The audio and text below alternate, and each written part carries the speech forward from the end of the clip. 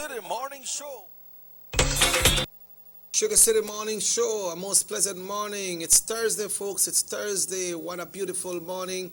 What a beautiful day today that Lord has lent us once again. Robert Checker Asher with you, coming to you from Orange Walk, and we welcome you today to the Sugar City Morning Show right here on North Television, Channel 10. That's right, folks. We're up, we wake up, and we can see what a beautiful morning, what a beautiful day today as we continue right here today. It's Wednesday, folks. That's right, it's Wednesday, and we're winding down. We're going down as we get ready to be part of the September celebration, the commemoration of Belize's 39th anniversary of independence. Hope we will see another one. And on that note, folks, we say good morning to Delvi as we get ready to give thanks today. Good morning, Delv. Good morning, Mr. Checky, and good morning to everyone listening. Okay, what a wonderful morning, what a wonderful day today. Yes, it is, Mr. Checky. A bit warm, but thanks God for another day. Yep. Well, we ask you to give thanks today.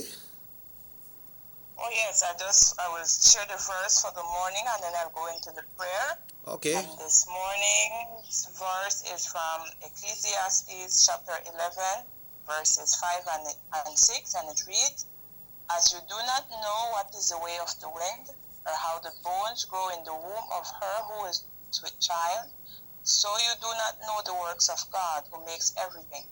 In the morning sow your seed, and in the evening do not withhold your hand, for you do not know which will prosper, either this or that, or whether both alike will be good."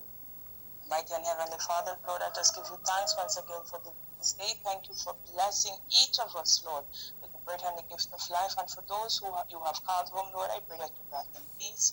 I pray that you grant their families comfort, oh God, and that you may be with them through the healing process.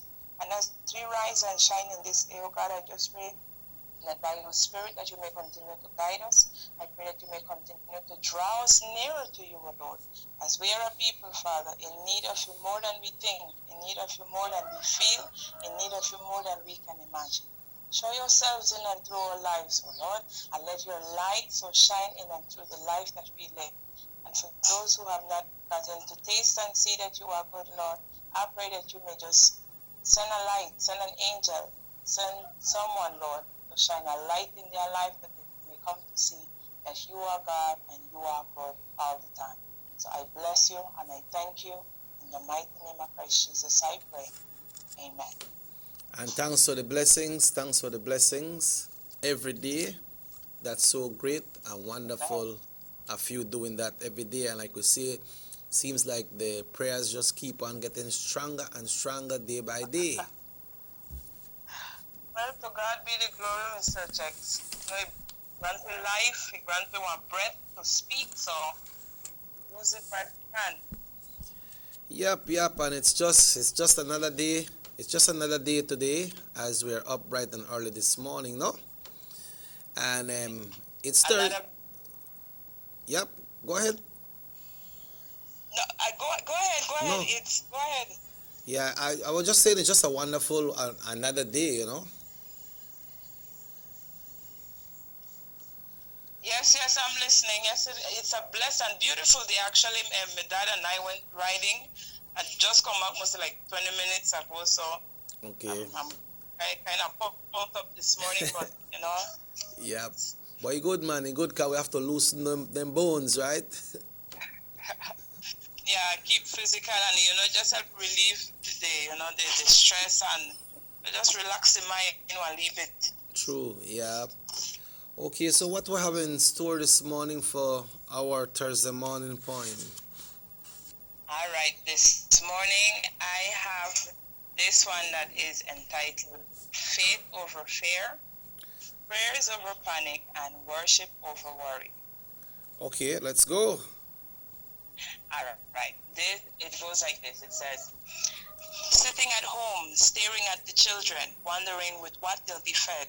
The funds have run low, not even to buy soap to wash the sheets on the bed.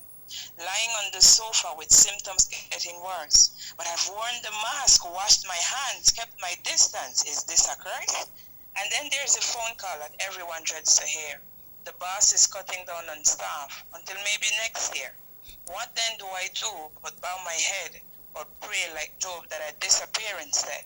But even in the midst of having lost everything, Brother Job clung on to God with their life, for the enemy will pursue, and there's nothing sweet about trials and strife.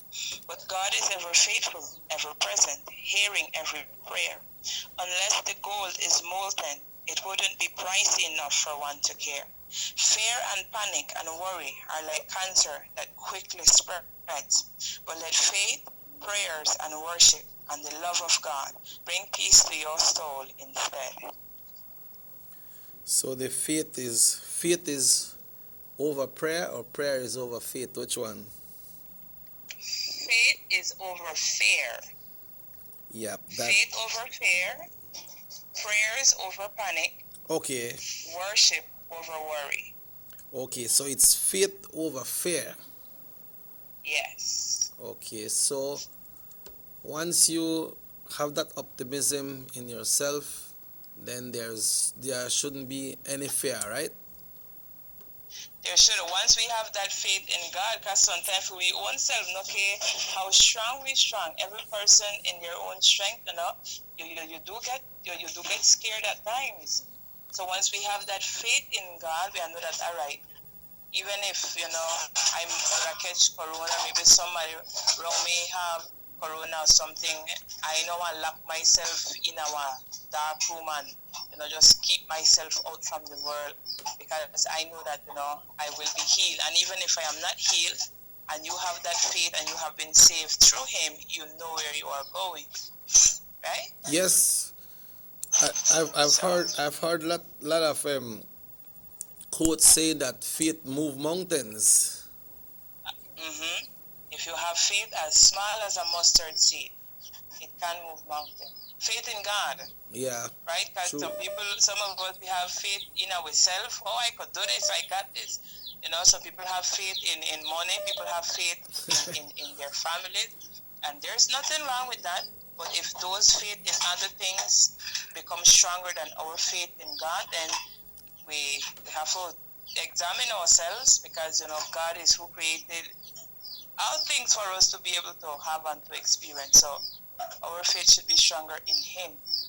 But how does faith comes to one that doesn't have that faith?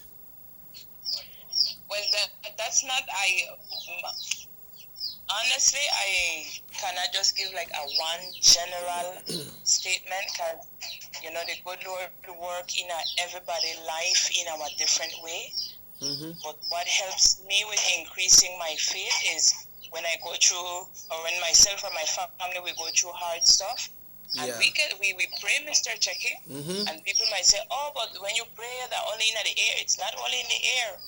When we pray and we get through that thing that was bothering us, or was hampering us, or harming us, and we get over it, that is where faith increases. Because faith tells you, what? If you sit, when you go in your studio right there, you have the faith that when you sit on that chair now will drop with you. Right? Every True. morning you sit down, and your faith tells you, if I sit down on the shine now, bro. True. Right? Yep. Right. So when we have that faith in God, and we rest our faith in Him, we will sit on that chair, and He promised to never leave us nor forsake us, so that we will get through whatever it is that we go through. Okay, how painful it is, and sometimes it is painful. No matter what it is that we go through, He will be there, just like that solid chair, for us to sit on. Okay, so you need to have that strong faith, and you move the mountains. And it takes time, so I don't want to get the impression that, oh, you just pray. It's just like a relationship every day. If you stop talking to your wife for a whole week, after that, she must say, I want to stone you or something. Yeah. Well, I'm going to talk to me. Yeah. Right? Yes. It's every day. Even if you're angry, you find you try sweet up on, but it's an everyday thing. It's a relationship that we have with Him, and that helps us to increase our faith. Yes. As well. So the faith and the self-confidence are two complete different things, right? Yes, it's different. Because self-confidence, anybody could say, no, I want to run for, you have to believe. Yeah. But when you reach halfway, and your legs start to fail you, well, you had the confidence you could make it. Yeah. But then faith is a little bit different. Yeah, and then you can't even say, well, make a turn back or run back when you sit down on the side of the street, you wait for hitchhike to come back, you know? You're done tired. You're done tired, right? Yeah. Yeah. Well, thanks again then, Delph, and if the good Lord so will, we will link up again tomorrow morning. Have yourself a wonderful day. It's always a pleasure. It's always a pleasure to be here as well. Have a blessed day. Okay, same to you, and keep safe with the family. Folks, at this time, we will now go to the guys at the weather center that's there in Ladyville today. We will be going to the weather center this morning, and Jovan, the big up today. Yes, man. Okay, morning, Jovan. Big up yourself. Good to hear from you bright and early. It's good that you're up as well, bright and early today. And don't worry about a thing, because every little thing is going to be all right. But like you hear what Delvis said and what the prayer said, you need to have your faith. Self-confidence is good, but bring on the faith. Folks, at this time, we will be joining our forecaster on duty this morning there at the Belize Met Service for today's weather forecast. And also, we have Minister Aragon coming on in a short while. Right here after our first break, Minister Aragon will be joining us right here on the Sugar City Morning Show. All right, so let's see. Okay, so we will read this one for you this morning. Okay, so we got, it seems like we got the forecaster on duty, so let's join the forecaster on duty there at the Belize Met Service this morning for today's weather forecast. Good morning. General fair conditions will prevail over most areas. The 24 forecast is for sunny skies with a few cloudy spells today and partly cloudy skies tonight.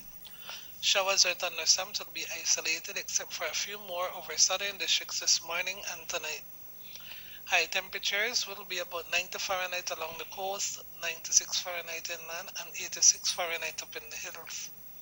Residents, especially those inland, are advised to stay hydrated and avoid direct sunlight as much as possible. Lower temperatures tonight will be around 80 Fahrenheit over the coast, 74 Fahrenheit inland, and 68 Fahrenheit up in the hills. Winds will be from the east to southeast at 5 to 15 knots, and sea conditions will be slight. A high tide will occur at 16 minutes to 10 this morning, and low tide will be at 17 minutes after 4 this evening. The sun will set at 8 minutes to 6 this evening, followed by the moon at 6:27. The outlook is for mainly fair weather Friday, except for isolated thunderstorms and showers inland Friday afternoon. Then a few showers and thunderstorms will occur over most areas Friday night. At 3 o'clock this morning, Hurricane Teddy was about 625 miles east-northeast of the Lesser Antilles. Teddy was moving to the northwest at 12 miles per hour with maximum sustained winds of 105 miles per hour.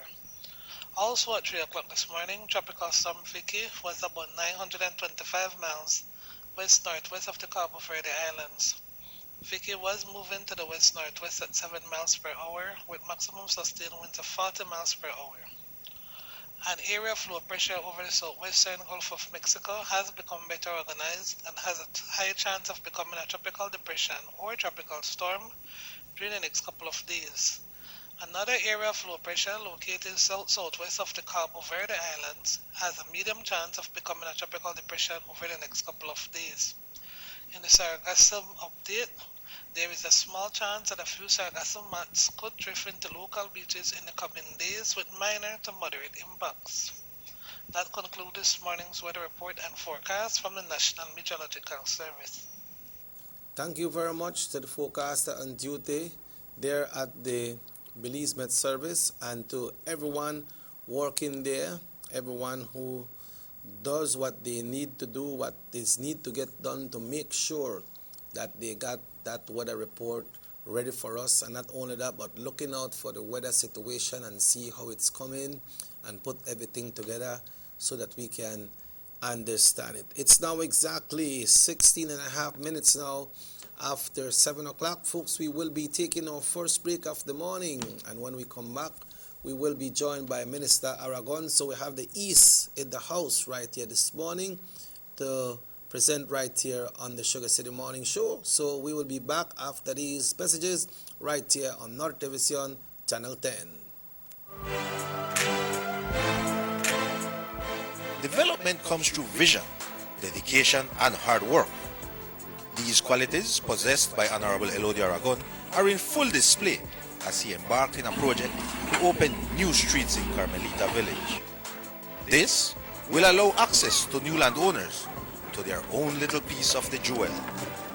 Honorable Elodie Aragon Jr. and the government of Belize, leadership that works.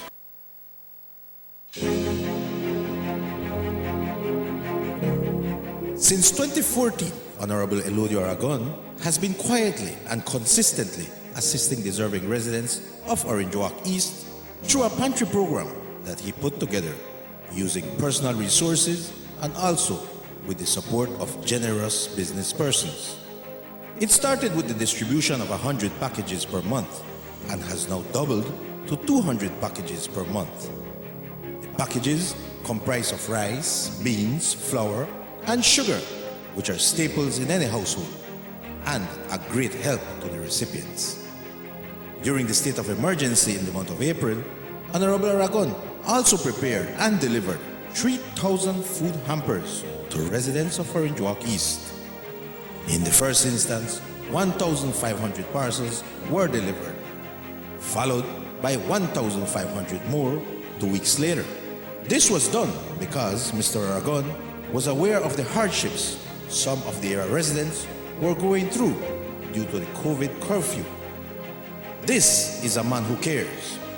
Honorable Elodie Aragon Jr., with you always.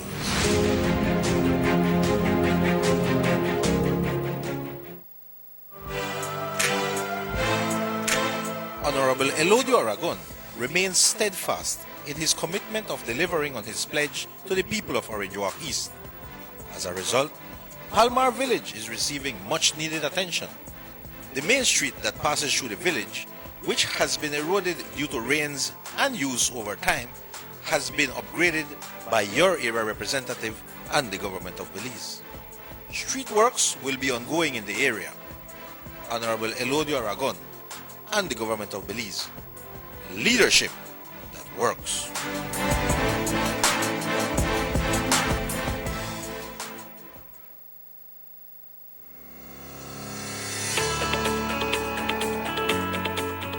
When you think about compassion, care and kindness, the area representative of Orange Walk East, Honorable Elodie Aragon Jr. immediately comes to mind. He has demonstrated through dedication and hard work that the people he represents are his priority. His work in Orange Walk East to deliver goods and services has been never-ending. Infrastructure, streets, water, land, social assistance, sports, and education are areas in which Mr. Aragon has focused and delivered to his people in the Orange Walk East.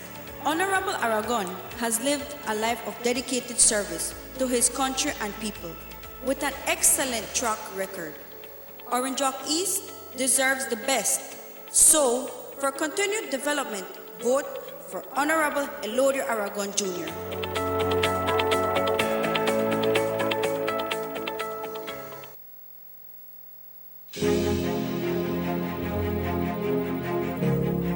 Since 2014, Honorable Elodie Aragon has been quietly and consistently assisting deserving residents of Orange Walk East through a pantry program that he put together using personal resources and also with the support of generous business persons.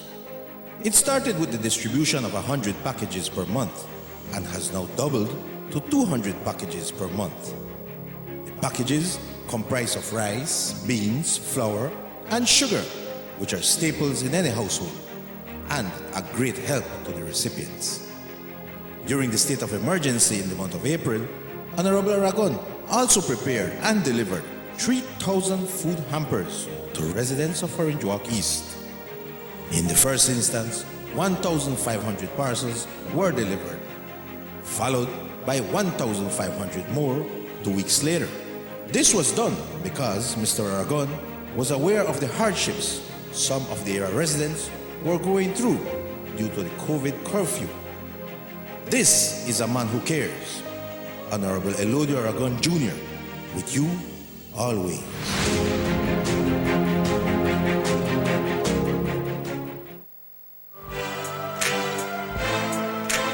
Honorable Elodio Aragon remains steadfast in his commitment of delivering on his pledge to the people of Orange Walk East. As a result, Palmar Village is receiving much needed attention. The main street that passes through the village, which has been eroded due to rains and use over time, has been upgraded by your area representative and the government of Belize. Street works will be ongoing in the area. Honorable Elodio Aragon and the government of Belize. Leadership that works.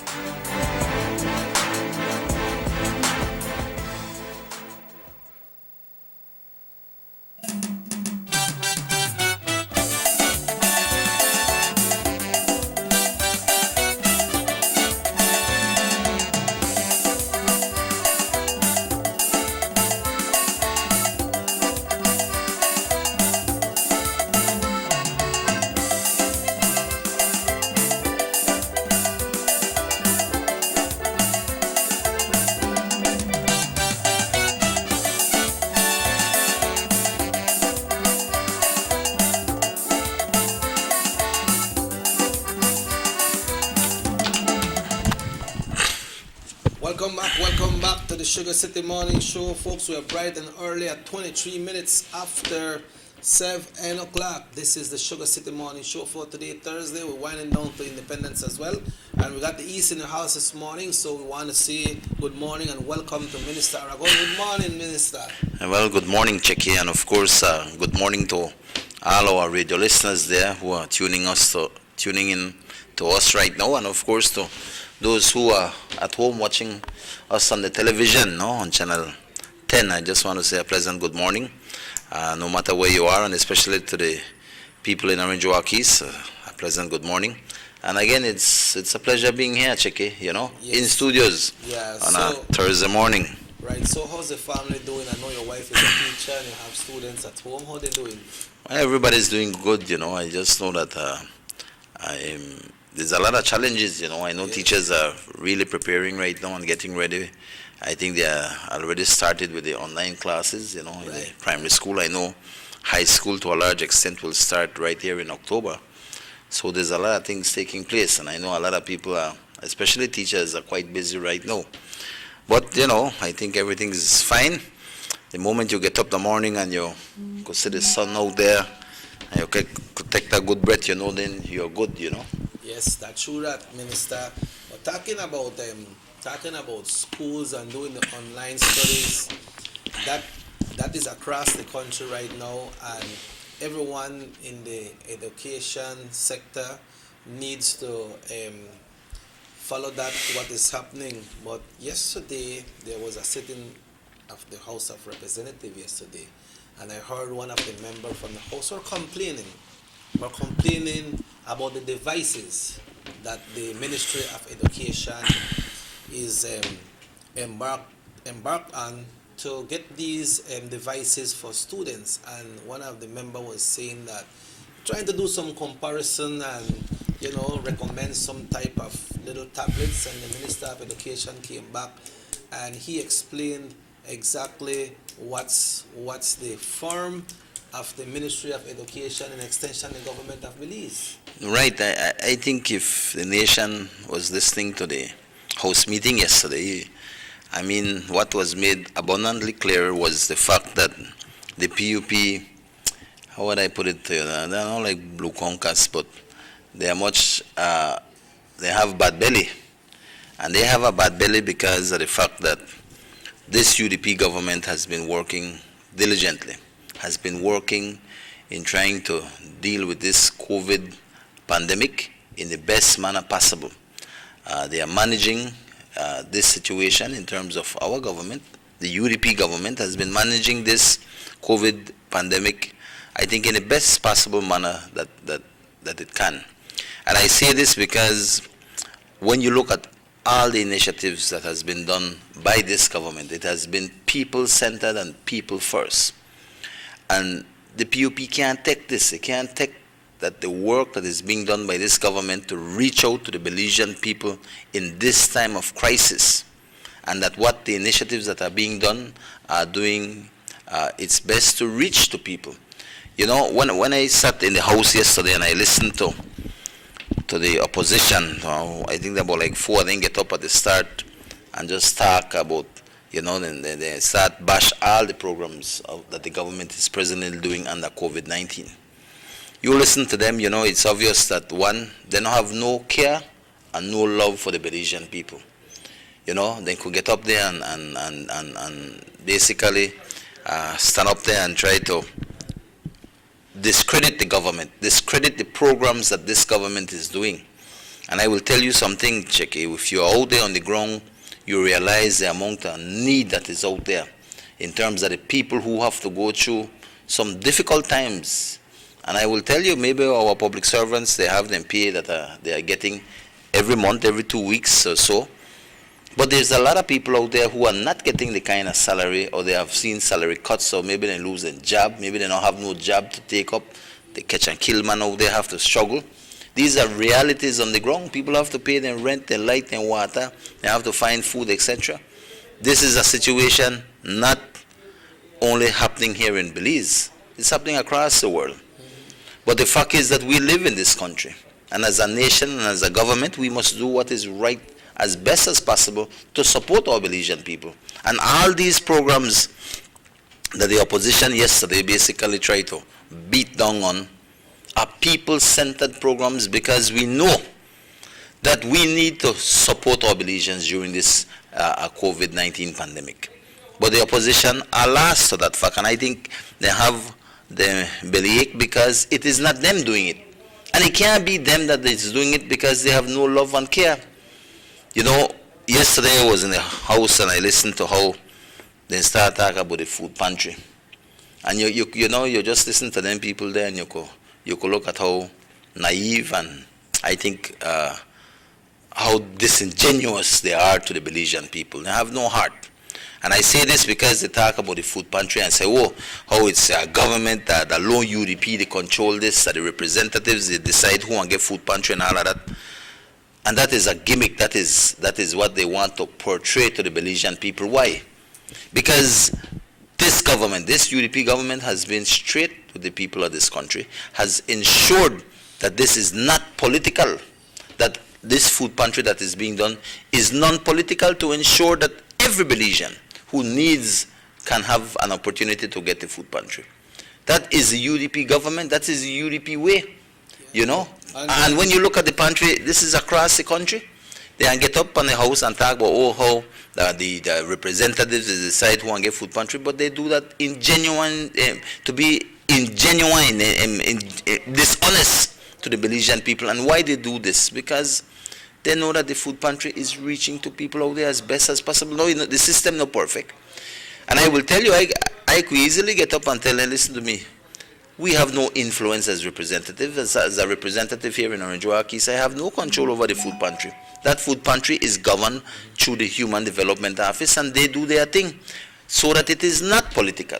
But you know what? If it was the other way around, Checky, you would have had the PUP in government. You know what may happen? They would have ensured that it was political, that they take care of the PUP first, and that is not right. And this UDP government has done the right thing in terms of handling the food pantry. And I could tell you right now, there is not a UDP representative who could say they have their hand on the food pantry and then decide who gets or not. That is not the case. It has been a decision from Cabinet, this government, to ensure that it is not political and that those who qualify and need get the pantry. And I'm proud of that, Checky. I'm proud of that. What you're saying, Minister, we know, and everybody know that these things are across the board, because they have some UDPs that of course. UDP and we don't get a free party. They in our office, you know, and this is the reality of things. But when you hear the PUP get up and that, like, you know, something is terribly wrong with them. And I've always said, then okay, then they try beat down on these people-centered initiatives from the government whom we are trying to, especially to the Belizean people out there who really are in need, to reach out to them with these things. You know, when you talk about the unemployment relief, likewise, Checky. Because they bash on all our programs right now. They talk about the unemployment relief program, how that is manipulated again, that the representatives decide who get that. Checky, again, that is far from the truth. You know, the unemployment relief, again, we have representatives have no control over that. That goes through an application that people do online. NID committee sits and looks over that and approves these things. Has nothing to do with us. So of course, as a representative, I don't want to have my hand in there so I could help the Belizean people, especially people in our constituency. But that is not the case because why? Again, the government is ensuring that this relief goes to people who deserve it and people who need it. And it's not a matter of for us to play politics with these things. This is not about PUP, UDP. This is about what is happening and what is affecting Belizeans across this country. And that is a responsible government. That was what the oversight committee was for, Of course. And then, and I will get to that, Checky. But first of all, I want to continue. So then beat down on the pantry, then beat down on the employment relief program, instead attack and give the due credit and praise for what these two programs are doing to assist our Belizeans during this time. Easy, Checky. If you're out there on the ground, you know how difficult it is and challenging for a lot of people. Then, of course, you hear, then get down the PUP, get down and start bash about the fact that now this government is making a move to assist students with a necessary tablet to be able to participate on their online courses or online classes to get the kind of education that can be offered at this point in time. So then get down and bash that now and start talk and try show one cover. They say, oh, you know what, this is a corruption, this not right, that the process is wrong, then that no tablet they need, a laptop, a whole series of things. Checky, they were in government. They're the ones who promised people free education and all kind of thing and have never delivered to the Belizean people. It is this UDP government that is moving forward and dealing with the situation as they arise. Right now, our kids, our children have been out of school from when? The whole of this year? Whole of this year they have not gone to school, Checky. And what has to happen right now? We need that. We have to move ahead. And how do we do that? With the online courses. And how you get that? How will we support people? You know how much people have come to my office and said, Mr. Aragon, I need one tablet or I need one device because it's online now. And what the Ministry of Education is doing in these things, the initiative that is being done by government right now is to ensure that they're going to ensure that every person who is going to school, all high school, I assume, is on it. And of course, some people in the, maybe the levels are standard 6 or that in primary school will be getting tablets. Now, I don't have all the details because the Ministry of Education is dealing with this, but I will tell you, ensuring that we put it in the hands of our Belizean families, especially our students, one device that they can access the online courses, man. How you want to beat down upon that? You understand me? And the Ministry of Education is a responsible department that will ensure that the people who need this device will get this device in school. And then they will get a device that will be suitable for this to happen. But you hear the PUP come on and beat down upon one thing like this. Listen to me. There's only one true champion for education in this country, and that has been the United Democratic Party. Right now you hear about the PUP come and launch an educational reform or whatever the hell they call that. But listen to me, there's all talk and no substance there. Then come back and bring people trying to deceive people by saying free education, man. If you are a responsible opposition, how you understand about free education and you know the situation we are as in terms of the economy at this point in time? You know that way you sell alone lies. You downright know that you are trying to bamboozle the Belizean people. But they don't have no shame. The leader opposition has no shame to get up and has his POP representatives stand up and bash this thing, these programs. He has no shame. You know why? Because he could have been a part of the National Oversight Committee. What has he done? He walked out on the National Oversight Committee, walked out on the Belizean people. Now he got the audacity to turn around and say, oh, them program no, they run right, man. He knows fully well that these programs are running the way they should.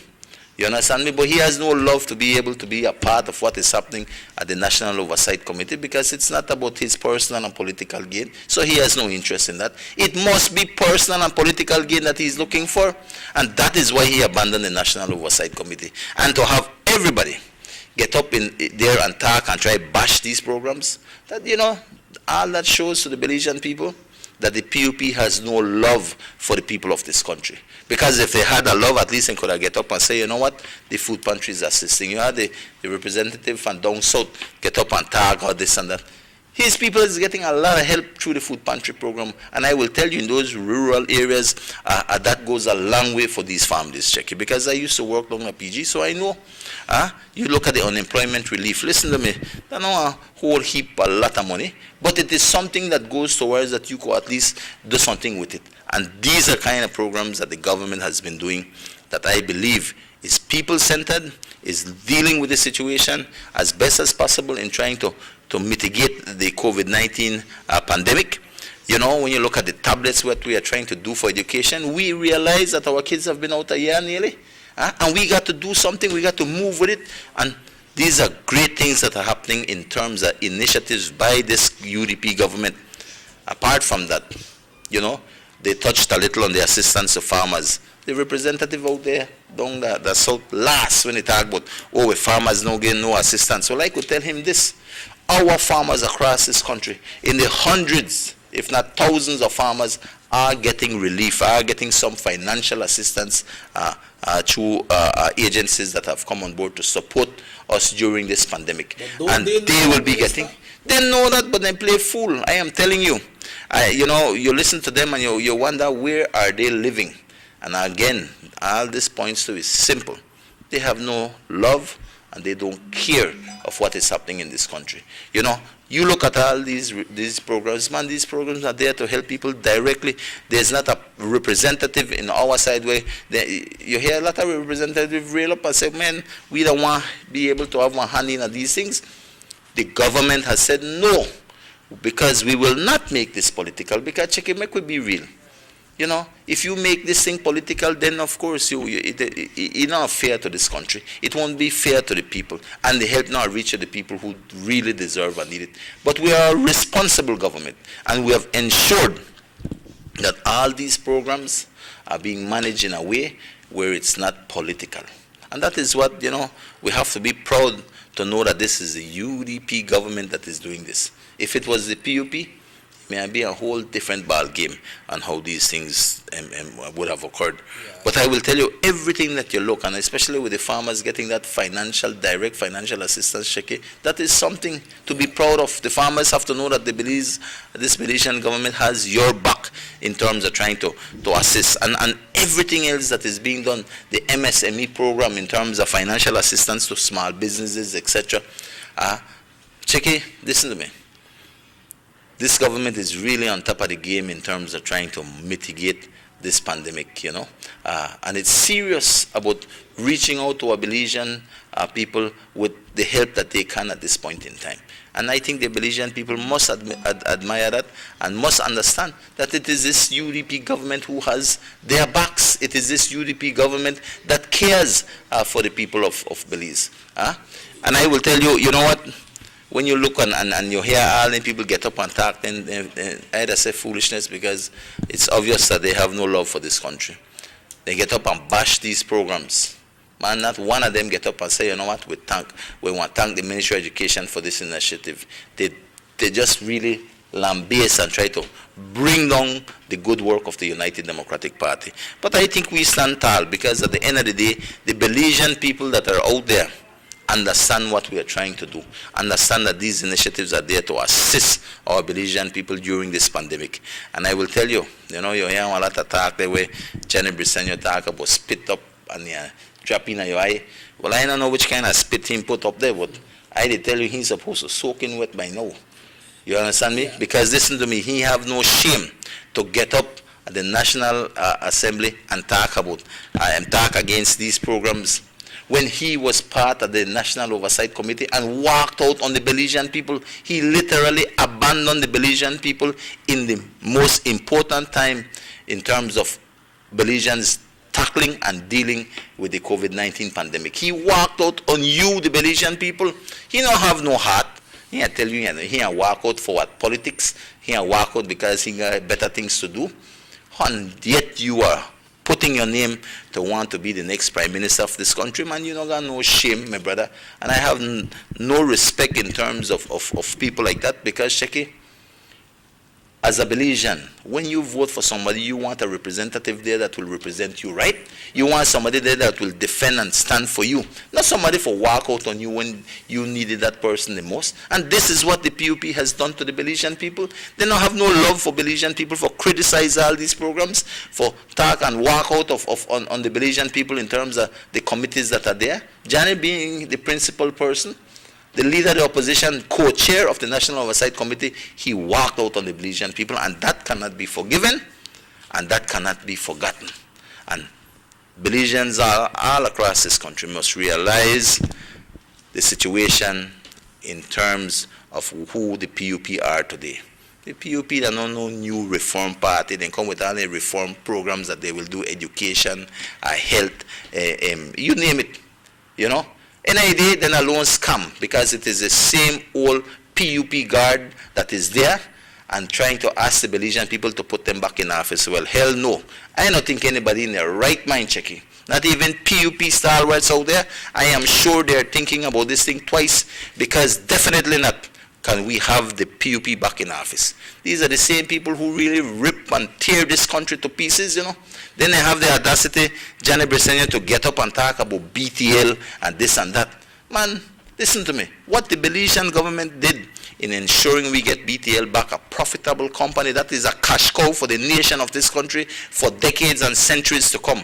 How will we, he has the audacity to get up and talk about BTL when they are the same one, and he have a hand deep into the secret accommodation agreement that saw the birth of SpeedNet and what is today Smart.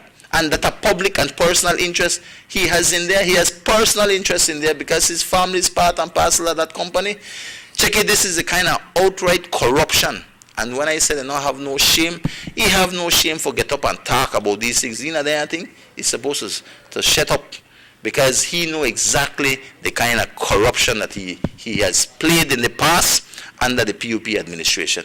But yet they have no shame to get up and try beat down on the good programs of the government, beat down on the hard work of the United Democratic Party, and more importantly, to beat down on the Belizeans. Why? Because without them programs, man, you know how hard it may be for make our people get the kind of help. These initiatives are bringing the help to the people. And I don't say that it solves every problem, but man, it shows the love and care that this government, the UDP government, has for Belizean people. And the PUP leader of the opposition has no love for the people. And I could tell you that because, listen to me, you being a responsible individual, a responsible party man, you would have stayed on the National Oversight Committee, yes or no? Yeah, Minister was saying all this, the programs, we have the program from the Ministry of Education when it comes to the tablets and the education, going back to school and teaching of the children. We have the pantry program. We have the COVID-19 unemployment relief fund. These programs are working to a certain extent, but what would you say that could have been improved in these programs? Well, I think definitely there's always room for improvement, and I think every time the committees look, they try to, one, for instance, on the employment relief, ensuring that the people who really need these things get the help. Because it's not easy, you know, check it. I think tough to determine. Tough to determine, and they have to do their research. They have to check the social, if employers are paying social for this individual. They have to check if the man is employed, because you might have people employed and still apply for anything. Mm-hmm. And then the person will really need it and that not get the help. So they have a tremendous task, and nothing is perfect in this world, checking, nothing. But I do believe that the committees and people responsible to oversee how these programs are implemented, I think they are doing their best job, their best possible work. And I say this why? Because it's not political, Checky. This is about what? Helping the nation in a time of need. You look at the frontline workers out there right now. You look at the doctors and nurses. You look at the police out there. And that. They don't know, this is not about politics for none of them out there. You know, they know they're out there, they look and say, make we deal with this political. Every work that they're doing out there at this point in time, it is about a nation and the people coming together. You know? Morning, Mr. Boya. Yes, ma'am. Nothing but job, too much take. But I hope the Belizeans they understand. Again, yesterday it was repeated by the leader of the opposition. Everybody in this country says that the UDP government is working with the infrastructure. He again said it. As soon as they win, they will stop all of the infrastructure. Then they talk about people not that work. The infrastructure people and they work. The Caracol, I don't know what the Caracol was doing, but he will stop that. He will stop all the infrastructure. No, and if they say people are not going to work, I mean, if he stop that, that's what the people will live by. Come, that will happen to her. Again, the leaders working on it, that fellow don't got no time, he don't got no insight of being a leader of one country. Because I hear from the news, he said personally, he was against the ICJ, no to the ICJ. No, he said that when they asked him, he was interviewed and he was asked. And he said he believed that the Leeds will win that the ICJ. I mean, come, that will happen to him. He said no to the ICJ. No, he said he believed the Leeds will win at the ICJ. The way kind of leader you got like that, you're not certain that he won't self. How he will lead the country? The Leeds working on it. He know that the leadership panel.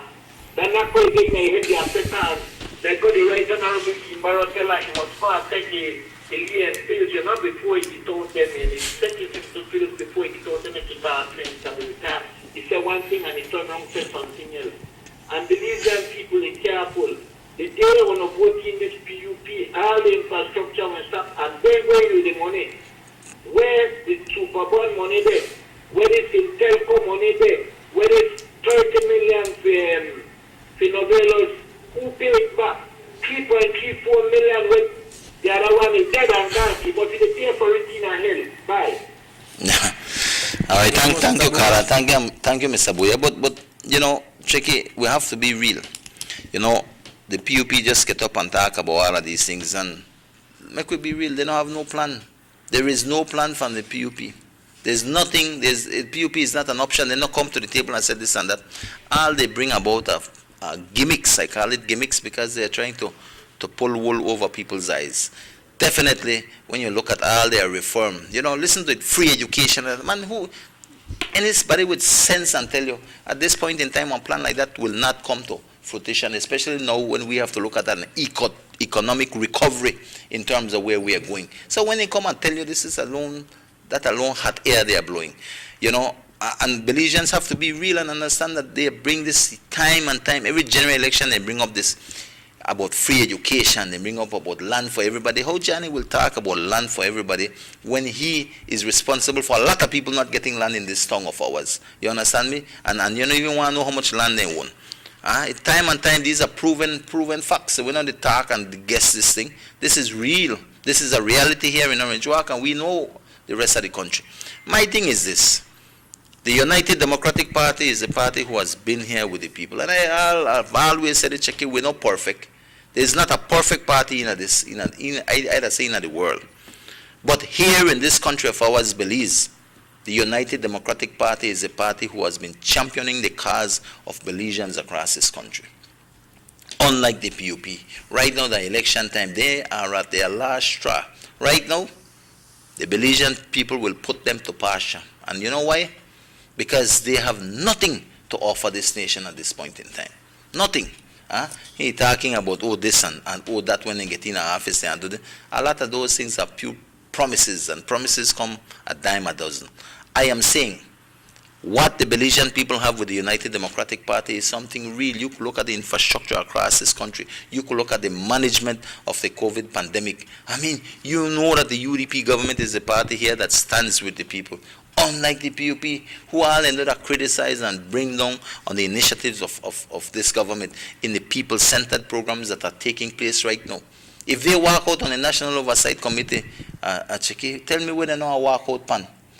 When you look at the ICJ where the caller brought up, man, they never had the Belizean people's back during that time. Then basically abandoned and gone and fought against the Belizean people trying to settle this matter once and for all in terms of the dilemma we have between Guatemala and Belize. The Mali don't have no love, and time again, history has proven where the PUP has never been with the Belizean people. And I've always said it to all PUP stalwarts that are out there. This PUP is not the same PUP of George Price era. Right? And we have to make people understand that, Checky, because a lot of people are PUP loyalists and then they're out there and say, yeah, PUP. But this is not the PUP that this country could live with at this point in time. They are not an option right now. And all of those PUP who say, well, George Price era me this and that, we could give that to them. But this PUP now represent that PUP right now. What they represent is personal gain, self-interest, and all these people that are running are the old guard.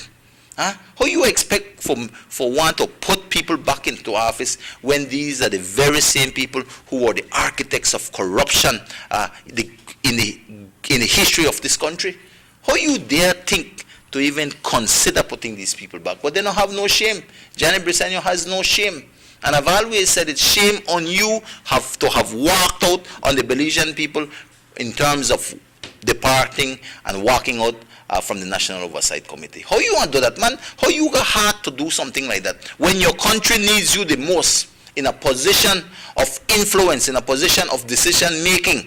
In the National Oversight Committee, you will walk out on the Belizean people, and then you have the audacity and the heart to go on public TV at the National Assembly and bash on all the good programs that are emanating from the National Oversight Committee. Something wrong with you?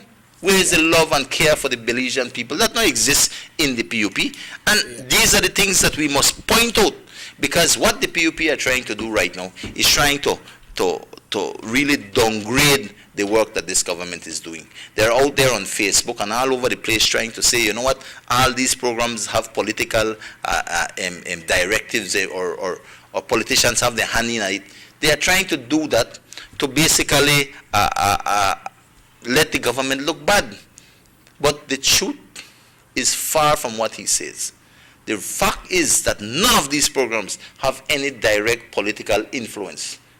I could tell you as a representative, I have no hand in food pantry. I have no hand on the employment relief. I have no hand in terms of the tablets that government is doing. Government is doing that through the Ministry of Education and through the schools.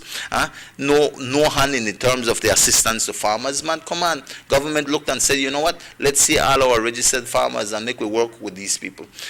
This is the kind of government that the people deserves. This is the kind of government that cares for the Belizean people. And that, Checky, that is the bottom line truth. And so when you hear Janet Briceño talk about spitting at the air, well, my brother, I don't know how much time you don't spit, but you must be soaking wet by now, because the truth is there for all to see. Yeah, we need to take a break, Minister. Well, I'd like to big up Mr. Robert Pitt today. I hear the man got a big bash today. The man can't bash, I'm checking. I hear the man is celebrate birthday. Birthday? What? The man not tell me nothing yet, So, but you can't show a party for the man, because not more than 10, no? Not more than 10. He got so much friends. I tell you, only family that more than 10. I don't know who you throw a party. Yeah. Folks will be taking a break. Minister Aragon and Robert Cheque Usher live right here on the East Radio this morning, 104.9, also live on television on North Television Channel 10. The number to call, 302-2170. You can send your text messages at 600-5769. You can do it by regular text, also by WhatsApp. So we'll be back after these messages right here on North Television Channel 10.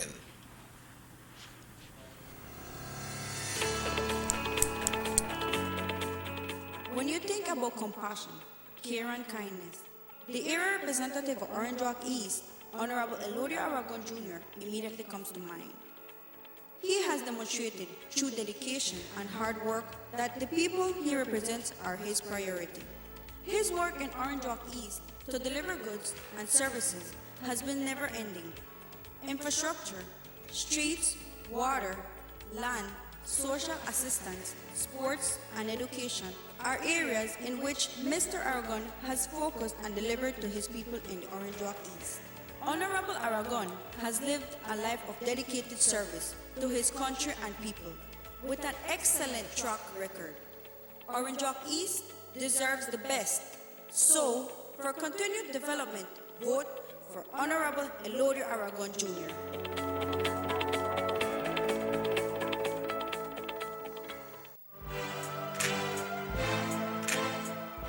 Development comes through vision, dedication, and hard work. These qualities possessed by Honorable Elodio Aragon are in full display as he embarked in a project to open new streets in Carmelita Village. This will allow access to new landowners to their own little piece of the jewel. Honorable Elodio Aragon Jr. and the government of Belize, leadership that works.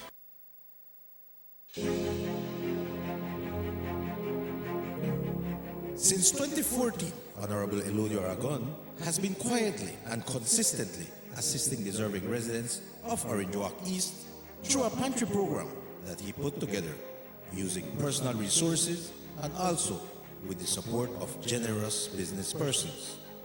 It started with the distribution of 100 packages per month and has now doubled to 200 packages per month. The packages comprise of rice, beans, flour, and sugar, which are staples in any household and a great help to the recipients. During the state of emergency in the month of April, Honorable Aragon also prepared and delivered 3,000 food hampers to residents of Orange Walk East. In the first instance, 1,500 parcels were delivered, followed by 1,500 more 2 weeks later. This was done because Mr. Aragon was aware of the hardships some of the area residents were going through due to the COVID curfew. This is a man who cares. Honorable Elodio Aragon Jr., with you always.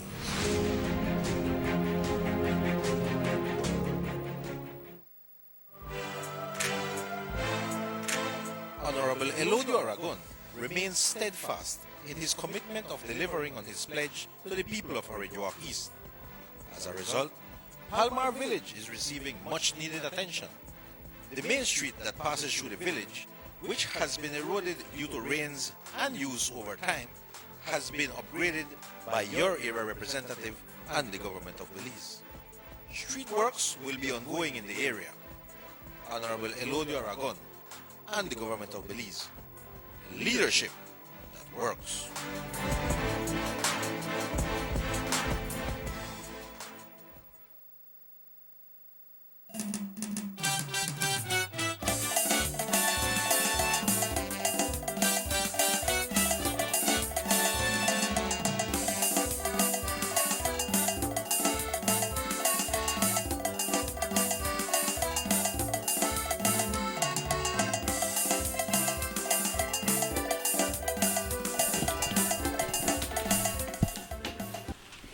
Welcome back to the Sugar City Morning Show. It's exactly 8 o'clock. Minister Aragon and Robert Checker Usher with you. Our line is open right now at 302-2170.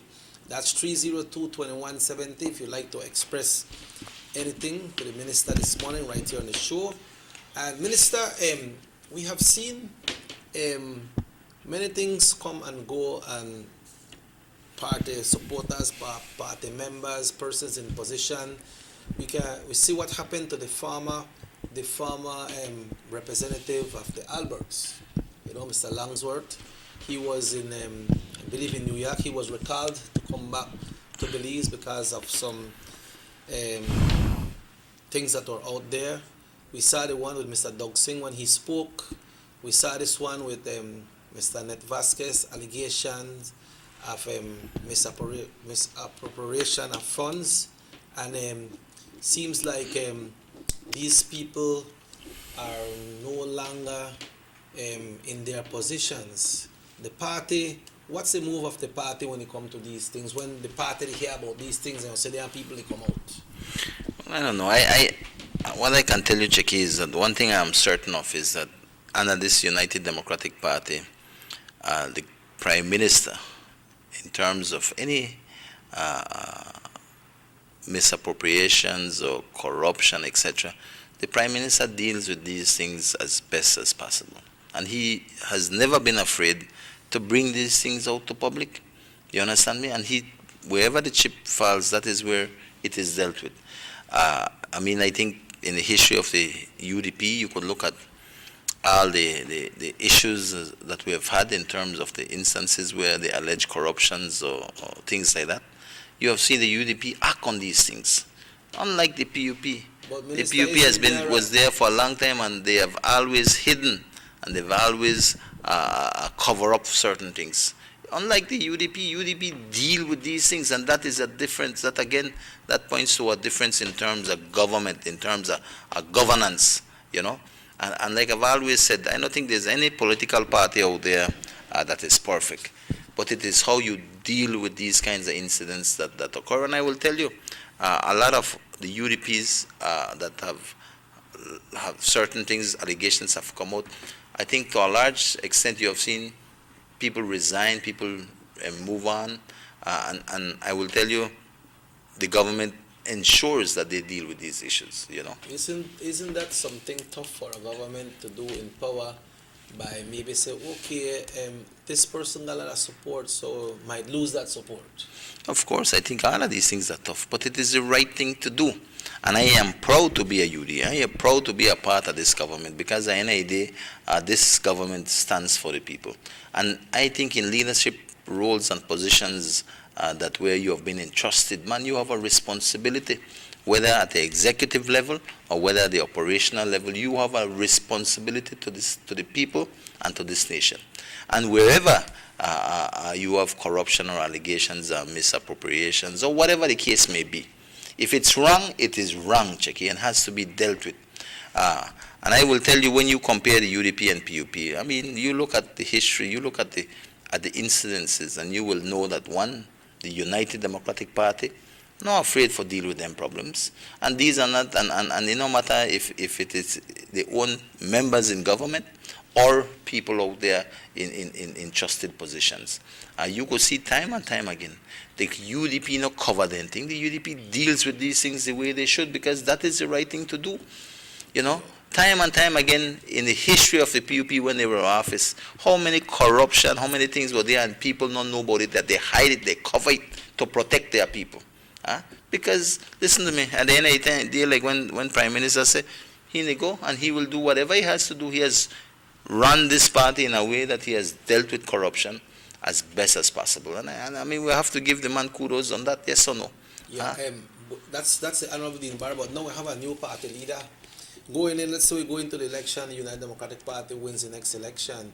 Do you believe that the new party leader, along with his team, will be able to carry out some of these similar issues? Of course, man. This is the hallmark of the UDP in terms that we deal with these issues that come about. I don't see no difference in that, If you look at who Patrick Faber is, you look at that person with integrity. He has been in politics for the longest, and you have not heard anything about him. And I do think that at the end of the day, Patrick Faber is a young person still. He's been in politics a long time, but he's a young individual that I truly believe will bring about a new vision, will bring about a new push to making things happen in this country. And that is important. You have somebody with integrity. At least you know that when we start, we'll be starting on the right foot.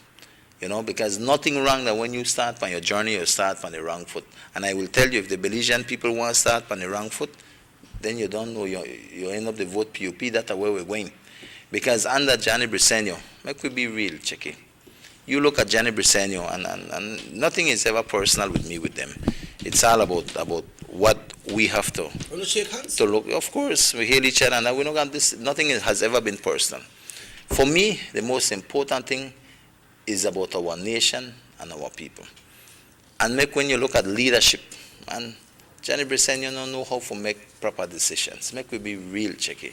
If it was up to Johnny Briseño and him handling this COVID-19 pandemic, I don't know what believes me on the right now. All the kind of decisions that he said he would have done. We need to open the airport early. I mean, you look at the kind of decisions, I don't know which kind of thinking he does. I don't know how he would act and operate.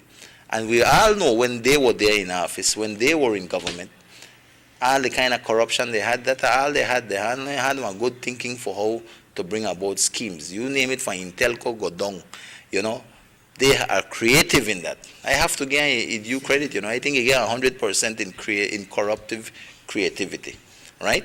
But when it comes to proper decision making in terms of decision making that will impact this nation at the crisis point in time, he does not have what it takes to make the right decisions. You look at all the small incident scenarios that have occurred, and you look at what he would have done, I mean, you don't have what it takes to be the leader. Make we be real. And at the helm of this nation, you want a prime minister that is competent enough to make the right decisions. Because at the end of the day, Belizeans will depend on the government, the prime minister, to make the right call. And I will tell you, I don't want to entrust Briceño to this. I don't want to entrust the PUP in much of what needs to be done for the greater good of this nation. With the new party leader of the United Democratic Party, Minister, would you safely say that he has a vast majority of his 31 supporting him? If the United Democratic Party wins the next election, he has the vast majority of representatives to support him in going forward. Listen to me. Once the UDP win this election, and I am confident that it will, for many reasons, I will tell you this: the PUP, under the leadership of Johnny Briceño, he will no doubt retire. I don't want to see retire because they should have retired a long time ago. And like I said, check it, they're not personal. For me, when I look at politics, the PUP could have already maybe been back in office. But they not change. They bring the same bag of rotten potatoes and try to sell it to you. I mean, nobody in their right mind, would you buy a bag of rotten potatoes? You don't buy that. You want good, fresh potatoes, yes or no? Right. You know what? Take on that, man. And from when the Belizean people had told them, listen, when you brought and the height and in terms of corruption in this country, and you brought a super bun on the Belizean people, when you deceived, when you were dishonest, when you were totally corrupt as a party, and you gone astray, and the Belizean people voted you out, not just by one or two, really sweep you out because of the kind of corruption that the party did at that time, the PUP. Man, that was a sign, a wake-up call to tell you, you need to go back now, and you need to come back with something good. But what did they do? Instead of they gone and retire some of them people out there, Johnny included should have retired because he was part and parcel of, and he was a deputy prime minister at the time. Musa should have retired at that time, and the whole bunch of them should have gone. They're not gone. Where then though? They come right back here and try to talk about, we're a reform party and this and that. And they have not listened to the people of this country. So time and time again, they have come back with the same bunch of people. And what do you think the people will do? Will you ever put back them people back in a government? Come on. These are the people who tore this country down to its knees. Cannot be forgiven. Cannot be forgotten. You understand me, Checky? So they have not come back again and say, you know what, we're serious about reform, we are here. They are presenting the same old bag of rotten potatoes to the Belizean people. And I don't say one Belizean people in their right mind wanting to put these people back. I mean, you name the scandals after scandals, and it is the same people at the helm of the PUP right now who are part and parcel of the most corrupt era of the Belizean history right now in politics. Check it. So how you expect them to get the confidence of the people right now? They can't. And they need to go back and have a serious discussion and put some people to pasture. And Johnny needs to do the leading. If there is any time that he must lead his party, it is in the terms of saying, you know what, guys, come follow me because we retire. You have to go, you have to go, you have to go, and you have to go. Let's go for the greater good of the party. But they not do it, you know why? Because they are power hungry. It is all about what is in the best interest of the PUP and not the Belizean people. This pack of PUP is nothing good for this nation. They need to go. They should have gone a long time ago and come back with new blood. But they have not done that, Checky. And so how you expect the Belizean people for going into an election right now have the confidence to put these people back in office? There is no confidence.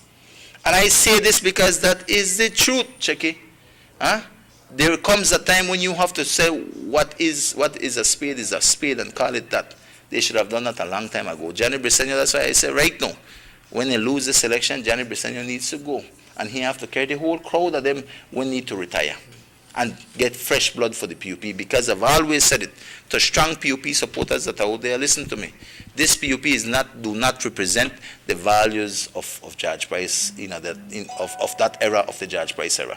This is a totally different PUP.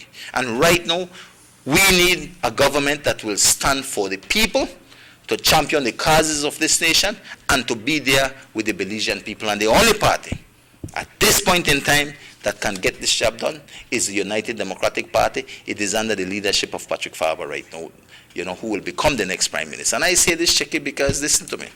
I mean, the general folk out there have to think about, hey, I want to see what is best for this country, what is best for this nation, right? The people who live in Belize.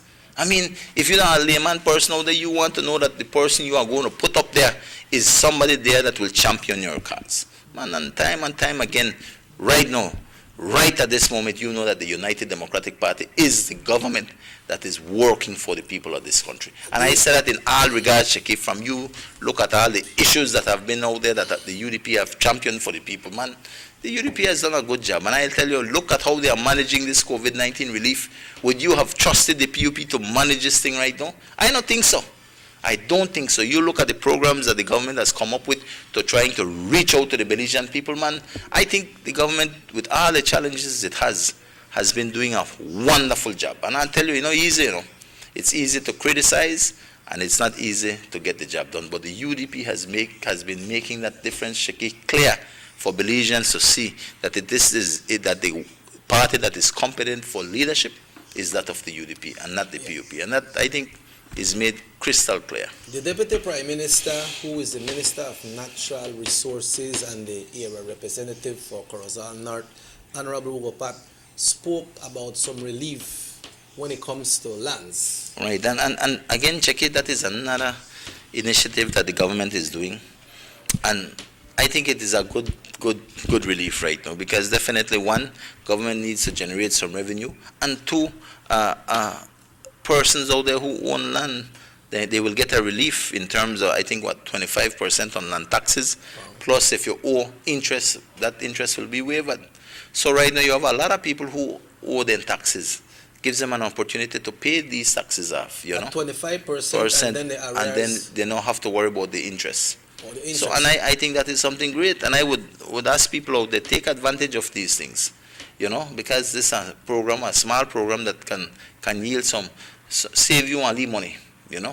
And I think it is something that I think the government has done. I think it was tabled yesterday, and these are the small initiatives like these that go a long way for people.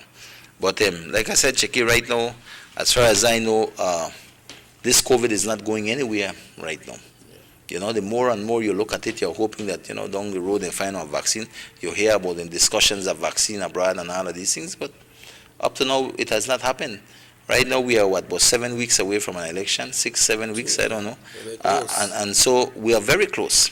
And definitely, I think the decision time is nearing, and the Belizean people will have to make the call in terms of who they want to govern them for the next 5 years. And I think that is a decision that comes with great responsibility. And all of those Belizeans who have registered and can't vote for election day, the onus on them and the responsibility that will be on them, I think, is very important. I think every time you go to the polls, you have to make a decision, and I've always said that decision that you make comes with 5 years, And if you don't make the right decision, then we will suffer for 5 years. And of course, maybe for even the longer run, because the kind of damage that can be done at the government level, could impact this country for years to come. And we have seen it when the PUP showed us Superbond Panwe and what, even for decades, we are still grappling with the financial burden of the Superbond. So it has impact. So you want to always put the right people to lead this government and to lead this country. And I do think that Checky, the people will have within the next 6 or 7 weeks clear time to think on what they want. And I am confident that the Belizean people can see through all the gimmicks, can see through all the wool that they want, the PUP wants to pull over people's eye in terms of all the reform, the massive reform, what they want to do and all of that, which, checky, make we be real. Then they know what happened. Then alone talk. They have been talking these talks for years. It is the UDP government that have made these things a reality. And so I assure people have one time to think about it, but it is an important decision, and I ask every voter to make these decisions in light of what we want to see for the future of this country, in terms of our people and our nation. The tropical storm, tropical wave, part of Hurricane Nana came to Belize, but it passed through the south. Do you know if anybody from the government has visited these areas? I know the NEMO minister was up there, but of the crops that have been damaged, anybody from the government visited the area or anything coming in relief for those folks in that? Well, I think definitely. I think the Minister Lance had alluded to the fact that assisting people out there in terms of the land, the land bill that was tabled yesterday was as a result of the kind of some of the damages that was experienced in the south, with the banana growers and things like that. So I think this relief is to help them, and I know that countrywide farmers are getting the relief, some assistance, financial assistance from government. But definitely, we live in our hurricane season, and we're in the hurricane season right now. And definitely, these are always challenges that come up, Checky. But at the end of the day, I know government have their people on the ground looking at all of these things and to see where we'll go. And, if Casho, Casho has been out there checking on things and seeing what needs to be done, Yeah, now let's talk about Orange Walk East, Minister. You have been there for 4.5 years, almost 5 years now, because we're going into a new election.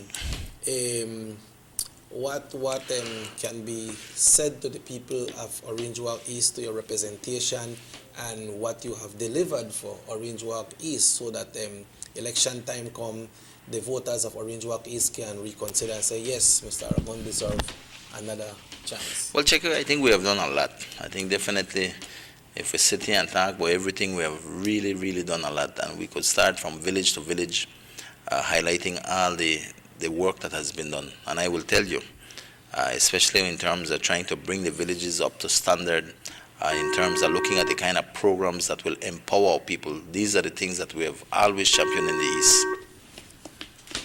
Hello, good morning, buenos días. Yeah, go ahead, Minister, we missed that. All right.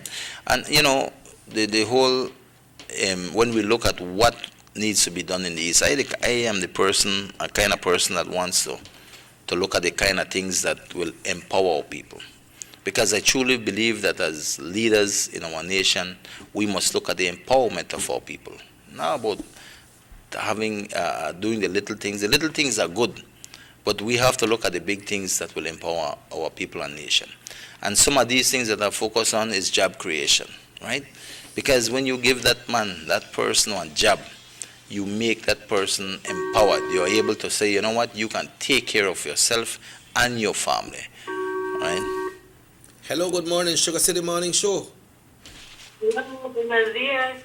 Buenos Yeah, días. Estoy llamando de Carmelita para felicitar al ministro Aragón por el buen trabajo que ha hecho con esta pandemia, que está ayudando a la gente con sus bags de groceries.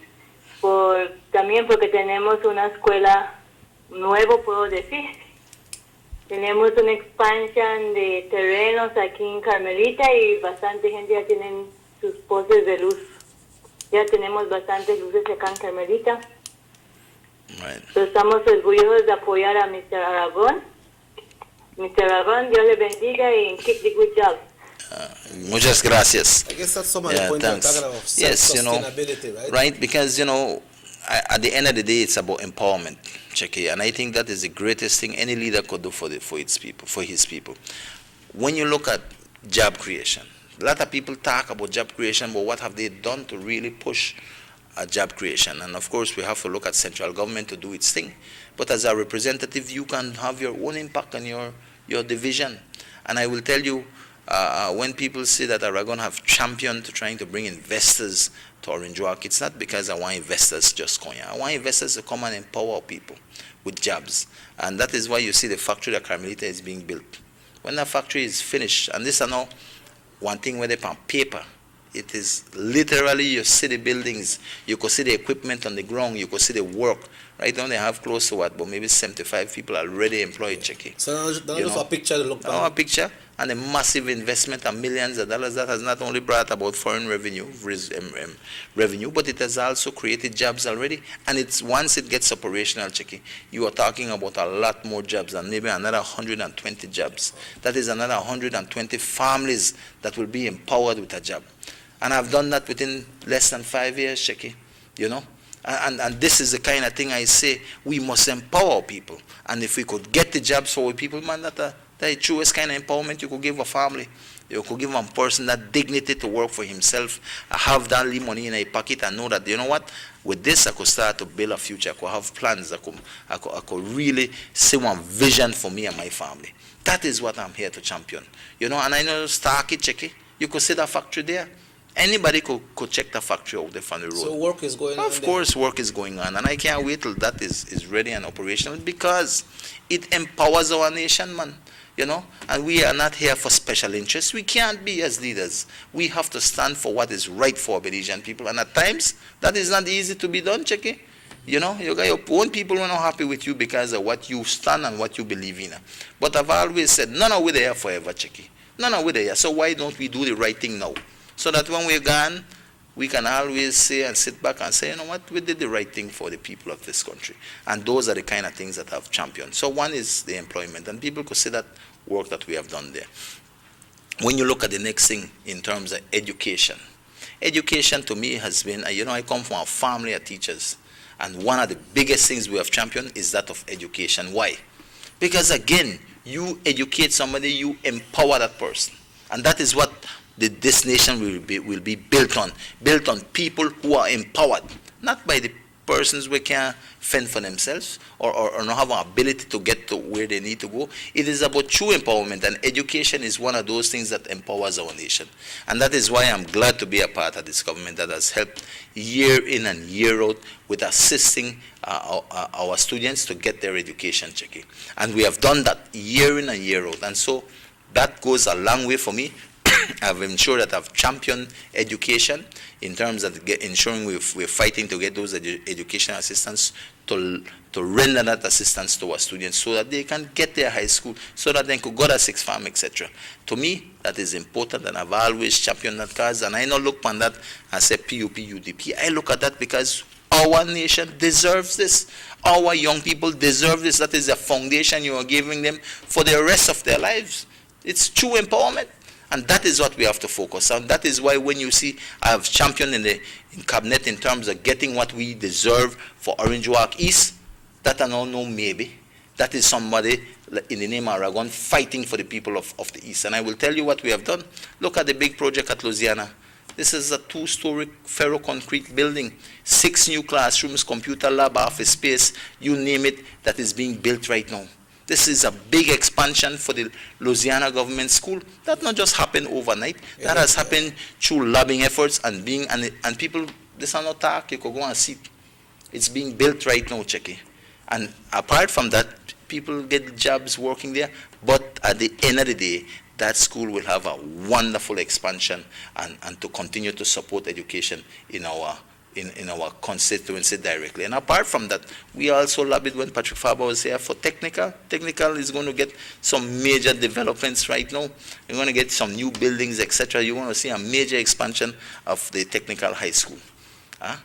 And these are the kind of things that we have to champion. Education is for life. Exactly. And apart from that, our government right now, I think most of the schools have been contracted out in the south through the project that the government has been doing for building high schools, etc., and primary schools in this country. Right now, Carmelita has been slated for a new high school. The land is already there. We had cleared the land, etc. And as far as I know, works should commence in terms of the foundation, in terms of the preparation for this new building. That will be a state-of-the-art building. The first high school in Orange Walk it's going to Carmelita.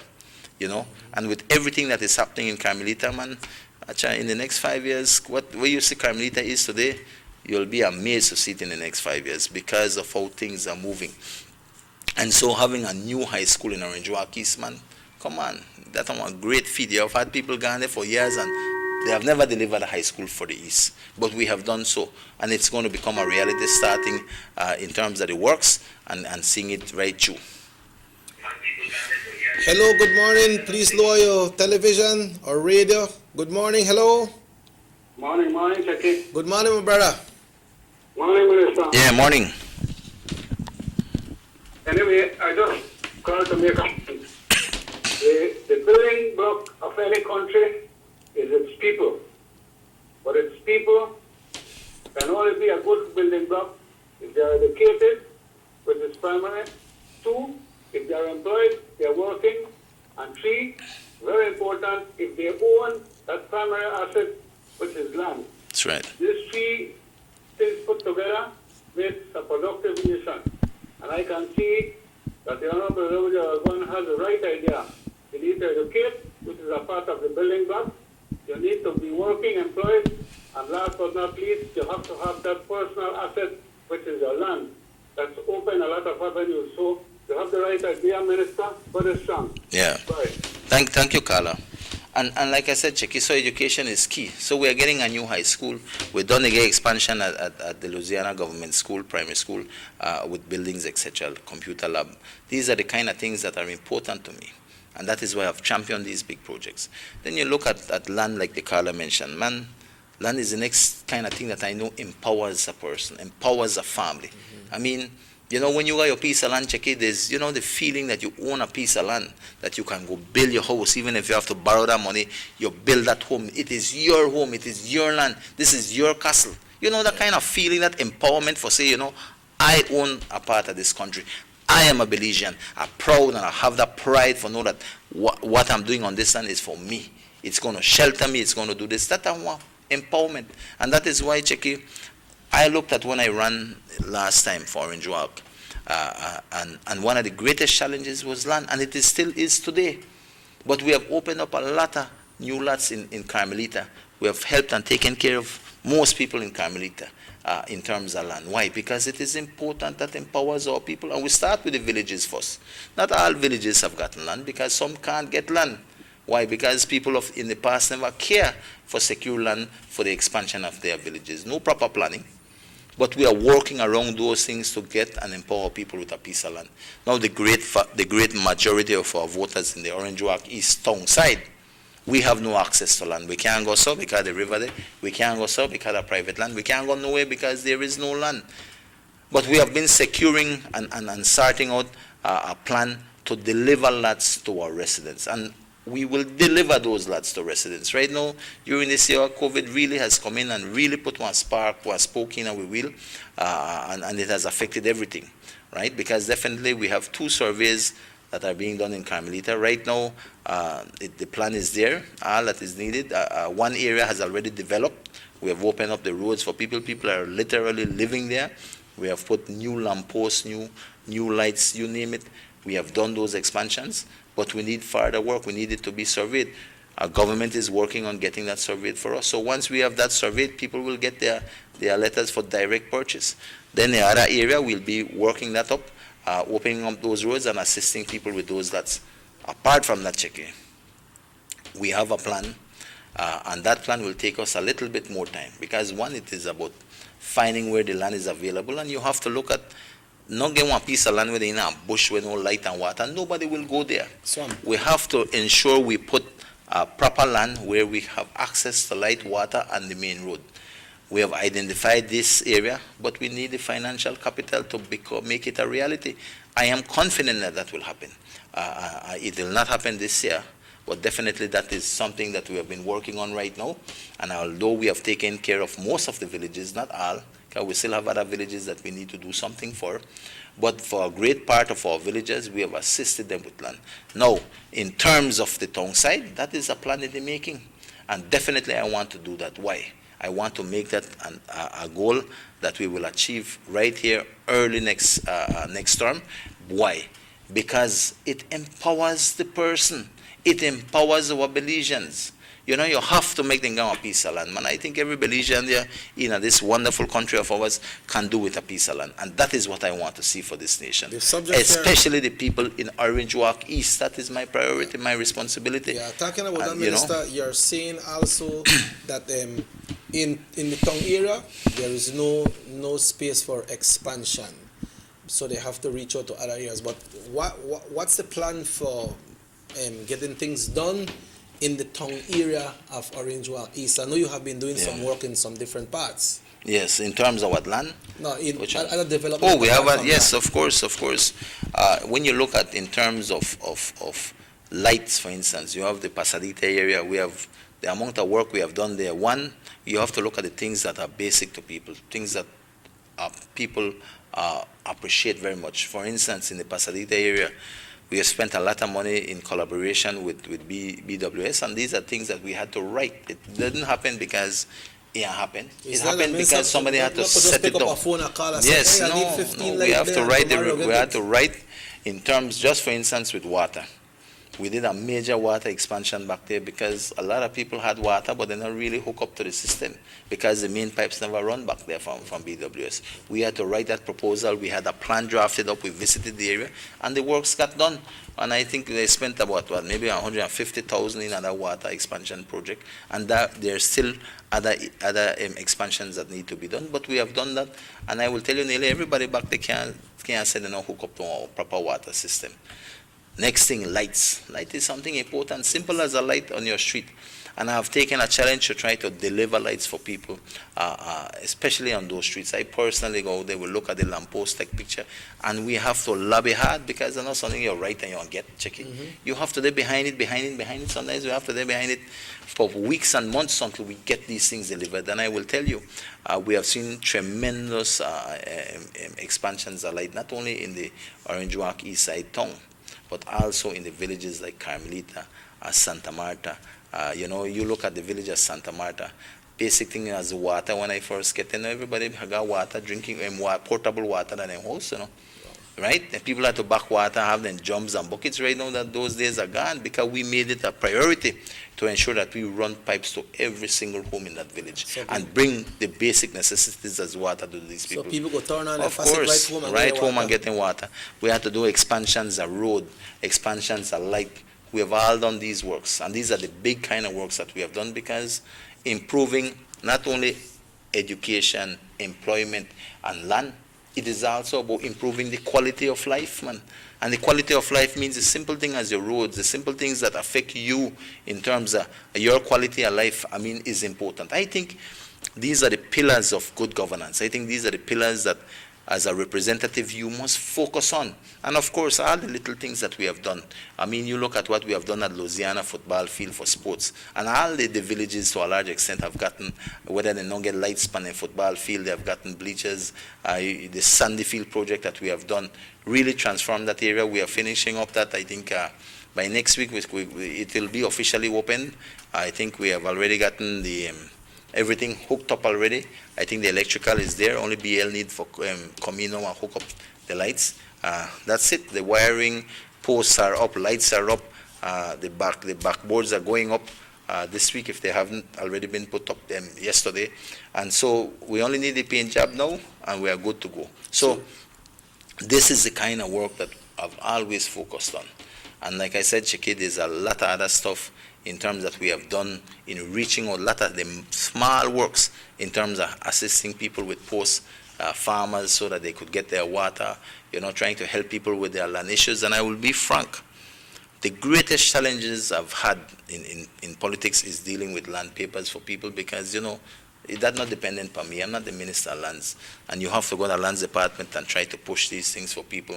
And it's a slow, painstaking effort, but we do it and we try. We have helped a lot of people, but there's a lot of people that still with the push for. And these are just limitations, that we have.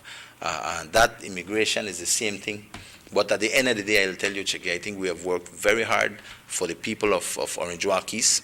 I am here for them because, I truly believe in what I do, and that commitment that I have to see a greater Orange Walk East division is what keeps me committed and driven, day in and day out, because I truly believe that I can make and leave this East a better place. And to me, this is my home. I have nowhere to go. This is where I grew up. These are the people I know. These are the people I interact with every day. I know the families. I know the challenges that they go through. And I truly believe that by being able to be a positive impact on these people's lives in my nation, I think, I could do our part to make Belize great, And I do believe that this country needs good leaders. Truly, we need good leaders, because that is the only way this country will move forward and to greater heights. And I do think that I am doing my part here. I continue to focus on these areas because, to me, they are so important. And of course, every little thing that I do has to have an impact on our community. Check it, for the last 5 years, the amount of things that I could sit and tell you, the bridge where we do at Santa Marta, the Lee Bridge at Carmelita, every little thing that we have worked on, check it, goes towards improving the quality of life of our community, improving our communities across this nation. When you say I make certain decisions, I make certain decisions based on what is important to the Belizean people that I serve, which is the people of Orange Walk East. You look on when this election was drawing near, I said, me not spend money on banners and that. How will I spend thousands of dollars on banners and signs, Sheki, when I know that this money could go to helping people in my division, man? I there first and foremost for the people of this country, and especially the people who have given me the opportunity to serve them, and that is the people of Orange Walk East. That has been my pivotal and most important responsibility here, and I will tell you, I take that job seriously, and I do my best to try to assist. And these are the kind of things that continue to drive the Orange Walk East constituency. And as long as I'm here, that commitment stays strong, and I am committed to the people of Orange Walk East. And I will tell you, Checky, there are greater things to come right now. We are moving forward. There's a lot of projects out there. I had one more project to do, which was the lightning of the Liberty Avenue. We got that approval. The fact is that we have to raise some money to do it. Nothing major. It comes, but at this point in time, that money needs to go to where it is deserved, and that means reaching out to our people right now during this COVID-19 pandemic. We have the police station in Carmelita. The funds that we had for the ferro-concrete building is no longer there, but we are going to put a house there still where we can put police officers to work from, and that will suffice now until we could get that project underway. But these are the work that we have always been done, that is being done in the Orange Walk East Division. And every project we do, everything has to have that impact on our community. And I do those things and I look at these things because I know it is of the utmost importance for our people. And it must be people-centered. It must be something that will impact our community and make it a better place. Checky, and I will tell you, I am proud to have served the people of Orange Walk East for these last 5 years, and I look forward to serving them another 5 years in bringing Orange Walk East to greater heights. And that is where we are. We will take our final break of the morning. It's 21 minutes now, 21 minutes away from 9 o'clock. That's right, folks. Minister Aragon and Robert Cheque Usher will be back after these messages right here on North Television, Channel 10.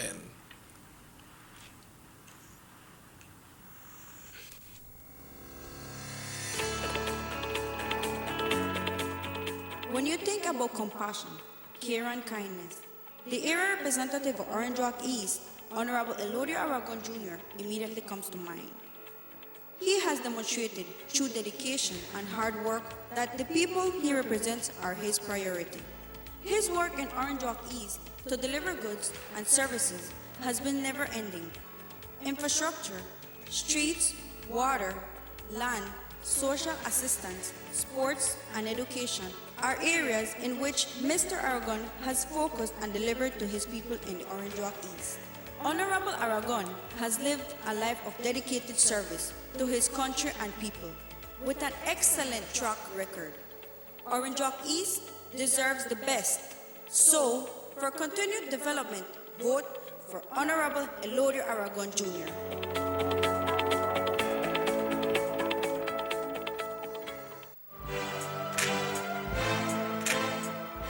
Development comes through vision, dedication, and hard work. These qualities, possessed by Honorable Elodio Aragon, are in full display as he embarked in a project to open new streets in Carmelita Village. This will allow access to new landowners to their own little piece of the jewel. Honorable Elodio Aragon Jr. and the government of Belize, leadership that works.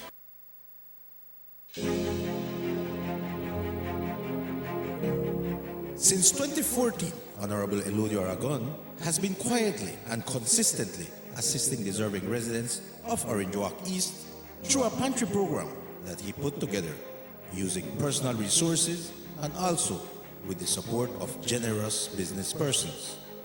It started with the distribution of 100 packages per month and has now doubled to 200 packages per month. The packages comprise of rice, beans, flour, and sugar, which are staples in any household and a great help to the recipients. During the state of emergency in the month of April, Honorable Aragon also prepared and delivered 3,000 food hampers to residents of Orange Walk East. In the first instance, 1,500 parcels were delivered, followed by 1,500 more 2 weeks later. This was done because Mr. Aragon was aware of the hardships some of the area residents were going through due to the COVID curfew. This is a man who cares. Honorable Elodio Aragon Jr., with you always.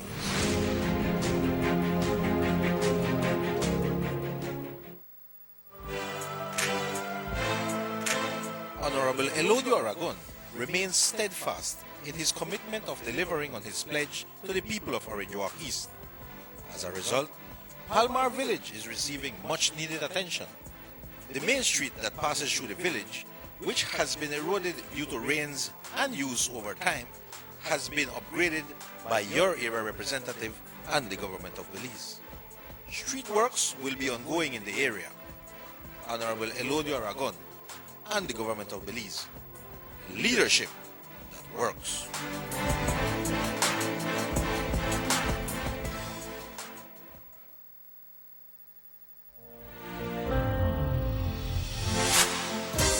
Since 2015, Santa Marta villagers have seen development like never before. The road, which was always flooded and sometimes impassable, is now an all-weather road all year round. The streets within the village have been consistently maintained, and new streets have been opened. The Newland 12-mile road and bridge were rehabilitated. Electricity expansion was done in several new areas, and street lights were placed throughout the village. Water expansion was also done. As a result, all villagers now enjoy potable water in their house. The old water well had become unserviceable, so a new well has been dug, providing a more reliable source of water to Santa Marta villagers. Prior to 2015, there was no community center, so one was built. A football field was also built and equipped with LED stadium lights. Lots were made available to villagers and their land papers delivered to them. Educational assistance has been given to hundreds of students from the village for high school and sixth form. Every year, mothers are given a treat, and during Christmas, everyone enjoys the generosity of Honorable Elodio Aragon Jr. In times of disaster, Mr. Aragon has always been there for the people of Santa Marta. In good times and in bad times, Elodio Aragon Jr., with you always.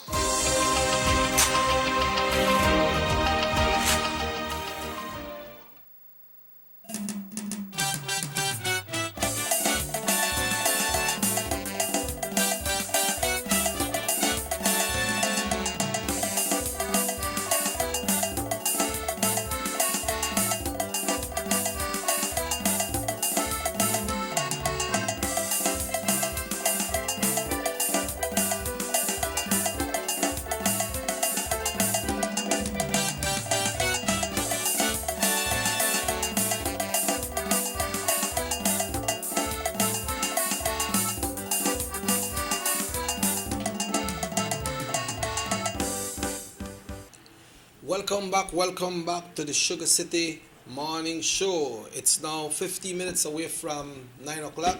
Minister Aragon and Robert Cheque Usher with you right here today. Hope that you're having a great time listening to the East Radio and viewing the Sugar City Morning Show. Minister, we're almost out of time, and I know you didn't reach halfway Time fly, to projects and Yeah. that you have done in the area.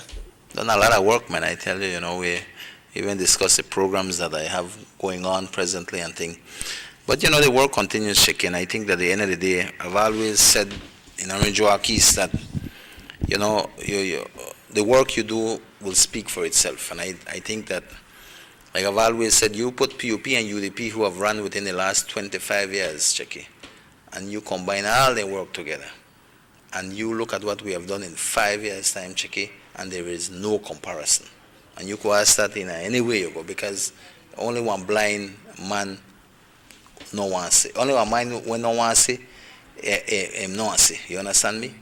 Only the blind man can't see the work that we have done because he can't see. But the work is there, check and my thing is this: is that there is a lot more work that needs to be done.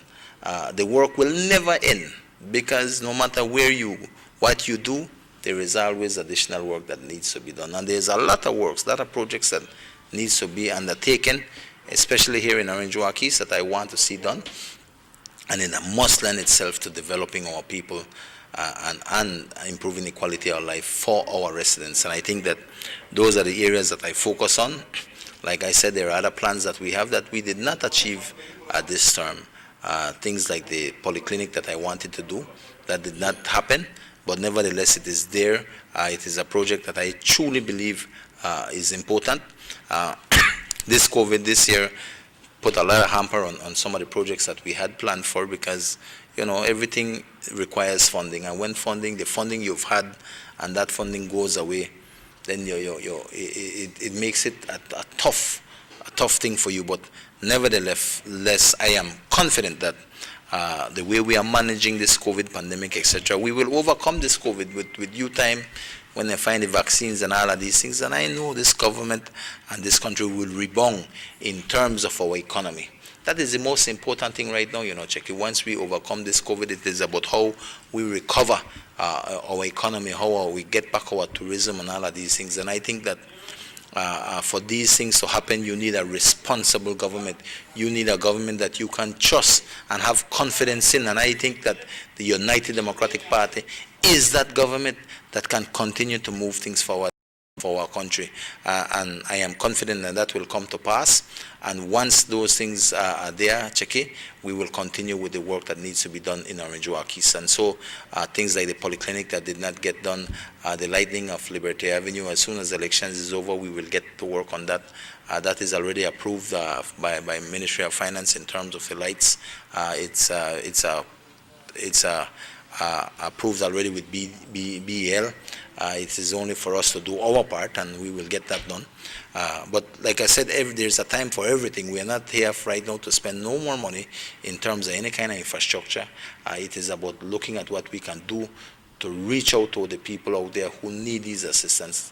And that is why when I started to speak upon the fact that we will not be putting up flags and all of these things all over the constituency, because these things cost money, and these monies can be put to better use. And I've been a champion of that. I've been from day one. I stood out and said, this is the way we are going to do things in the East. Because, listen to me, for me, the most important thing is about reaching out to our people, especially during these times in terms of the pandemic. And I can't have a heart to know that we spend $10 per flag and then that not go to the people. Who needs it? So, check it, these are the kind of things that drives me in terms of ensuring that we are here for the people of Orange Walk East. And that work will continue. And like I said, definitely there's so much things that we have done, Checky, sometimes I don't even remember unless I see it when I go out there, Yeah, cut-off date for electorates for persons to get registered to vote was last Friday, which was the 11th of September. I saw the registration department, elections and boundaries in your area was packed with people to capacity. It was packed. And you know what, I have to apologize to people in terms of the long hours that people were out there.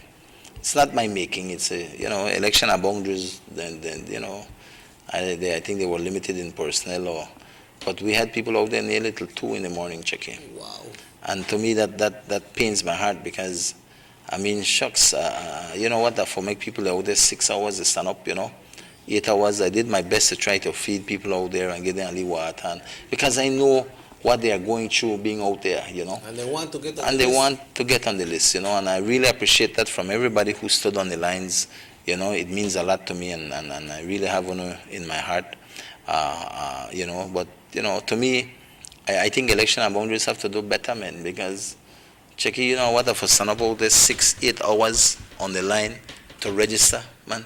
And yes, at last minute, but they never opened Saturdays, and I was clamoring for them to open on Saturdays, because that would have allowed people who work only time for coming Saturday. That did not happen. And I think that election and boundaries could have done better. But, it is what it is. That time is over.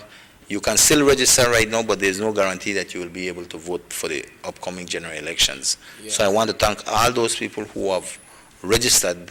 I want to thank you from the bottom of my heart for taking that time to do so. I think it is important because it is your God-given right, your Belizean right to be able to vote. And so you'll be able to exercise that vote come election day, and I think it is important for all those who have done so. And I want to thank you for that, And like I said, Checky, that was a long day. And I think that was uncalled for. But it is what it is. And hopefully election and boundaries learn from this, because, the need for doing a little better upon this. Even the employees in the take one lick. Take one lick, of course, and especially if they want the staff. So, I think that they really need the people in terms of who is responsible for election and boundaries. In terms, they really have to sit down and look at it so that this does not reoccur. But and sometimes we want Belizeans and then come last minute too. So, True. Well, Minister, in closing, we have our independence coming up, which will be on Monday, and right. You won't be on the show before then. What's your message to the entire country and for the residents in Orange Walk East on our independence? Well, Checky, all I will say is that, our independence is a very important day for us to remember. It is the day we got our independence from our colonial masters, and it is a day where we were able, well, I think to a large extent, have our own government. We already had government before that, a partial kind of government. But it is about being an independent nation. To me, that is the most important thing, is that where we can form, where we can direct the way we want to move this country forward. I think that is the greatest empowerment for Belizeans, that we are able to say, what, we got our own flag, we're an independent nation, and we will look after our own affairs. I think that is the greatest empowerment, and I think Belizeans, it is good for us to remember and celebrate that day, on the 21st of September, our Independence Day. And I think that, Checky, as true patriots of this country, true Belizeans, we must be proud of that day. We must remember that day and celebrate that day, because I could tell you right now, this whole month of September is our most festive time. True. And because of this COVID pandemic, you don't have that kind of celebrative mood, because you can't celebrate. You can't go hang out with your friends and throw a party, or we have the parades and all of these things, And so all of these things have really hampered our September celebrations. But I think as true Belizeans, as true patriots of this country, we have to have that within our hearts and remember the 21st of September and celebrate it in our own way. You can celebrate it with your family, etc. I'm not sure what the town council will have out here. I truly believe that we should still have a ceremony, at least to commemorate that moment and that day. We never do nothing for the 10th, at least I think we should have still have one ceremony. Maybe we have no gatherings and that, but I think we have to recognize these days, because these are significant to the development of this country, making of this country, especially the 21st year. So, all I can do at this point in time is to wish everybody a happy and enjoyable September 21st, and, I want to tell everybody happy independence. Enjoy it as best as you can with your family during this COVID-19 pandemic. But never forget that what our forefathers have fought for in terms, from the time of St. George's Key Day down to our independence, the leaders of the past who have stood up and really been there for this country. We can't forget these things because this is what has made Belize. This is where we come from. This is who we are as Belizeans. We can't go no other place in the world and say we're American or we are Belizeans first and foremost, and we have to be proud of that. And we have to understand what that symbolizes to be a Belizean, what it means to be Belize, what it means for us to have a nation as filled with wealth in terms of our natural resources. We are a blessed nation, and we must be thankful that we are Belizeans. Hello, good morning, SugarCity. Morning, can I show? Yes, sir. Good morning. Morning, Minister. Yeah, morning. How are you this morning, Minister? Right here, not bad, brother. I know you keep moving to make sure that we ensure our victory for the United Democratic Party here in the Range East. Well done. I know you are doing a lot, and I'm proud to see, as I happy to work along with you, that you are a man that delivered the people for Range East. But and I will tell you that for me to by surprise to listen to the leader of the opposition and say that we get independence in 1979. How can he want to be prime minister when he doesn't know the history of his own country? It's very shame for a leader who wants to be the prime minister, the leader of this country, does not even know the history of our Belizean history when we get independence. And for he's supposed to be one of the most savvy, most knowing personnel, because his father was the inspection officer of the Guardabara on the 20th of September 2081 with myself as the parade commander, and he does not know that.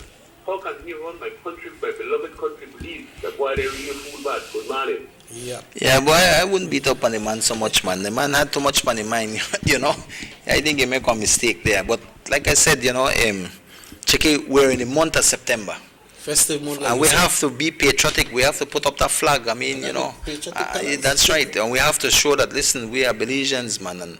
And that is what has made us great. And I think that we can't forget. So we must commemorate that day. We must celebrate that day, the 21st of September, in however we can, in the best we can, because, I mean, that is our Independence Day. And I think that for our kids that we have, they are not going to school right now. And of course, the schools always have them parades, etc., because everybody gets involved for September. That none they happen again right now because of COVID, but you can do your own part at home to bring about that feeling of independence.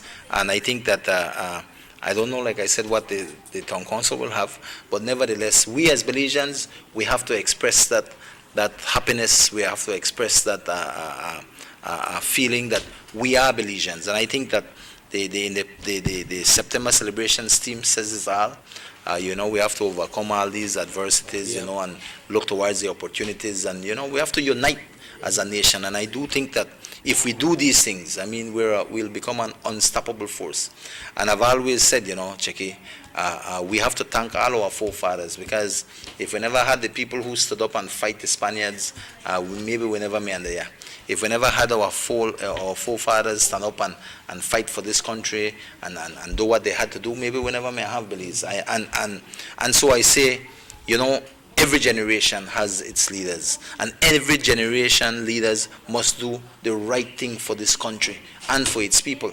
And if we have people like that, Checky, this nation would be a greater place. And that is why right now, we are like 6-7 weeks away from an election. This is the time Belizeans must think solemnly. We must think keenly in terms of what needs to be done. What is the way forward? Who do we want to govern us? Who do we want as a government?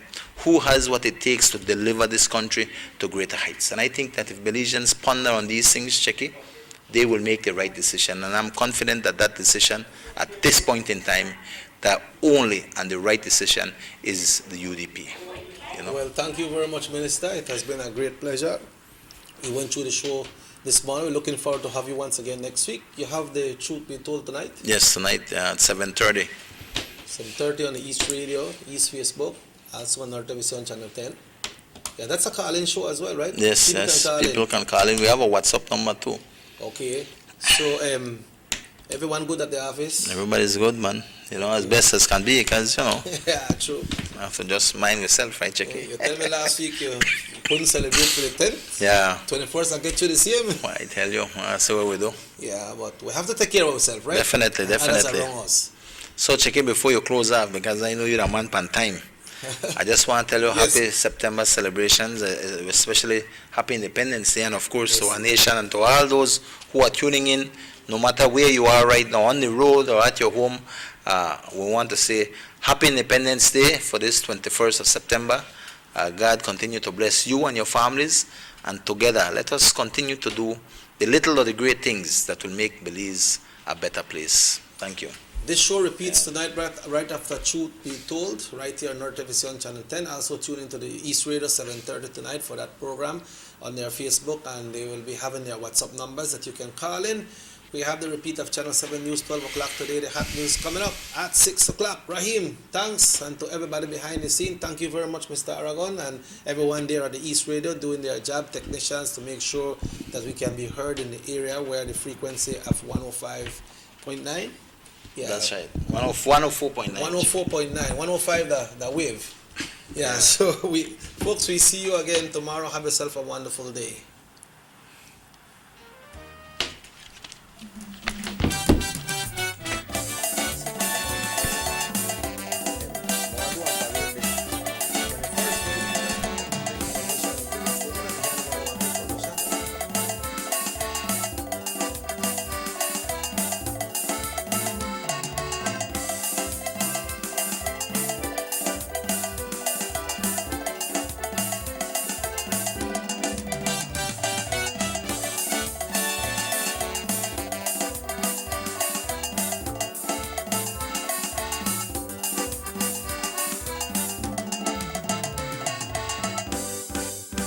SugarCity Morning Show.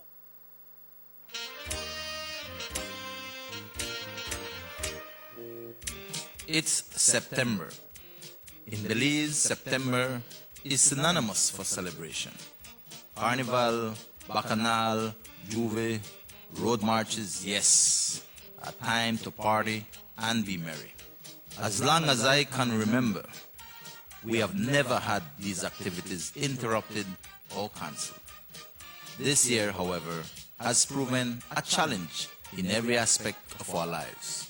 A year of great adversity that has put our very existence at risk.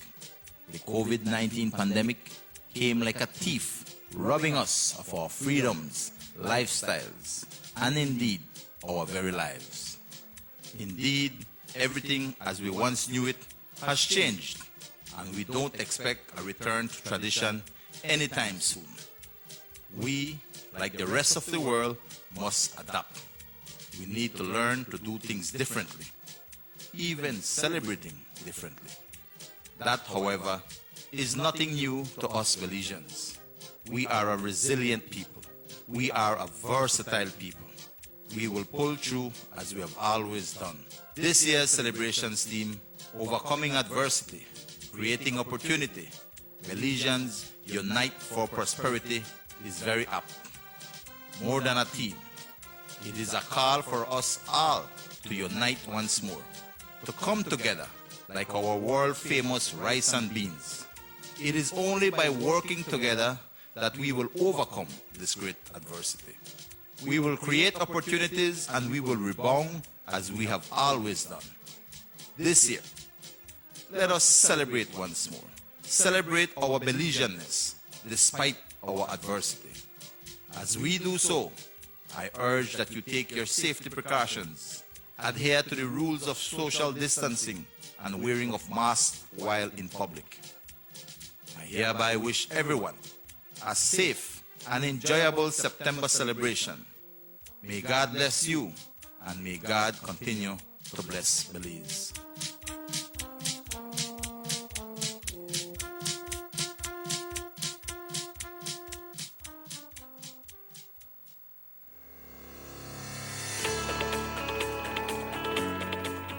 When you think about compassion, care, and kindness, the area representative of Orange Walk East, Honorable Elodio Aragon Jr., immediately comes to mind. He has demonstrated through dedication and hard work that the people he represents are his priority. His work in Orange Walk East to deliver goods and services has been never ending. Infrastructure, streets, water, land, social assistance, sports, and education are areas in which Mr. Aragon has focused and delivered to his people in the Orange Walk East. Honorable Aragon has lived a life of dedicated service to his country and people with an excellent track record. Orange Walk East deserves the best. So, for continued development, vote for Honorable Elodio Aragon Jr.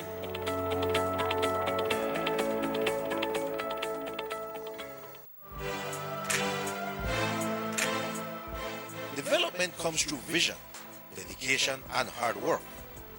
These qualities possessed by Honorable Elodio Aragon are in full display as he embarked in a project to open new streets in Carmelita Village.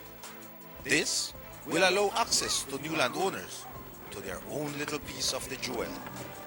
Honorable Elodio Aragon Jr. and the government of Belize, leadership that works.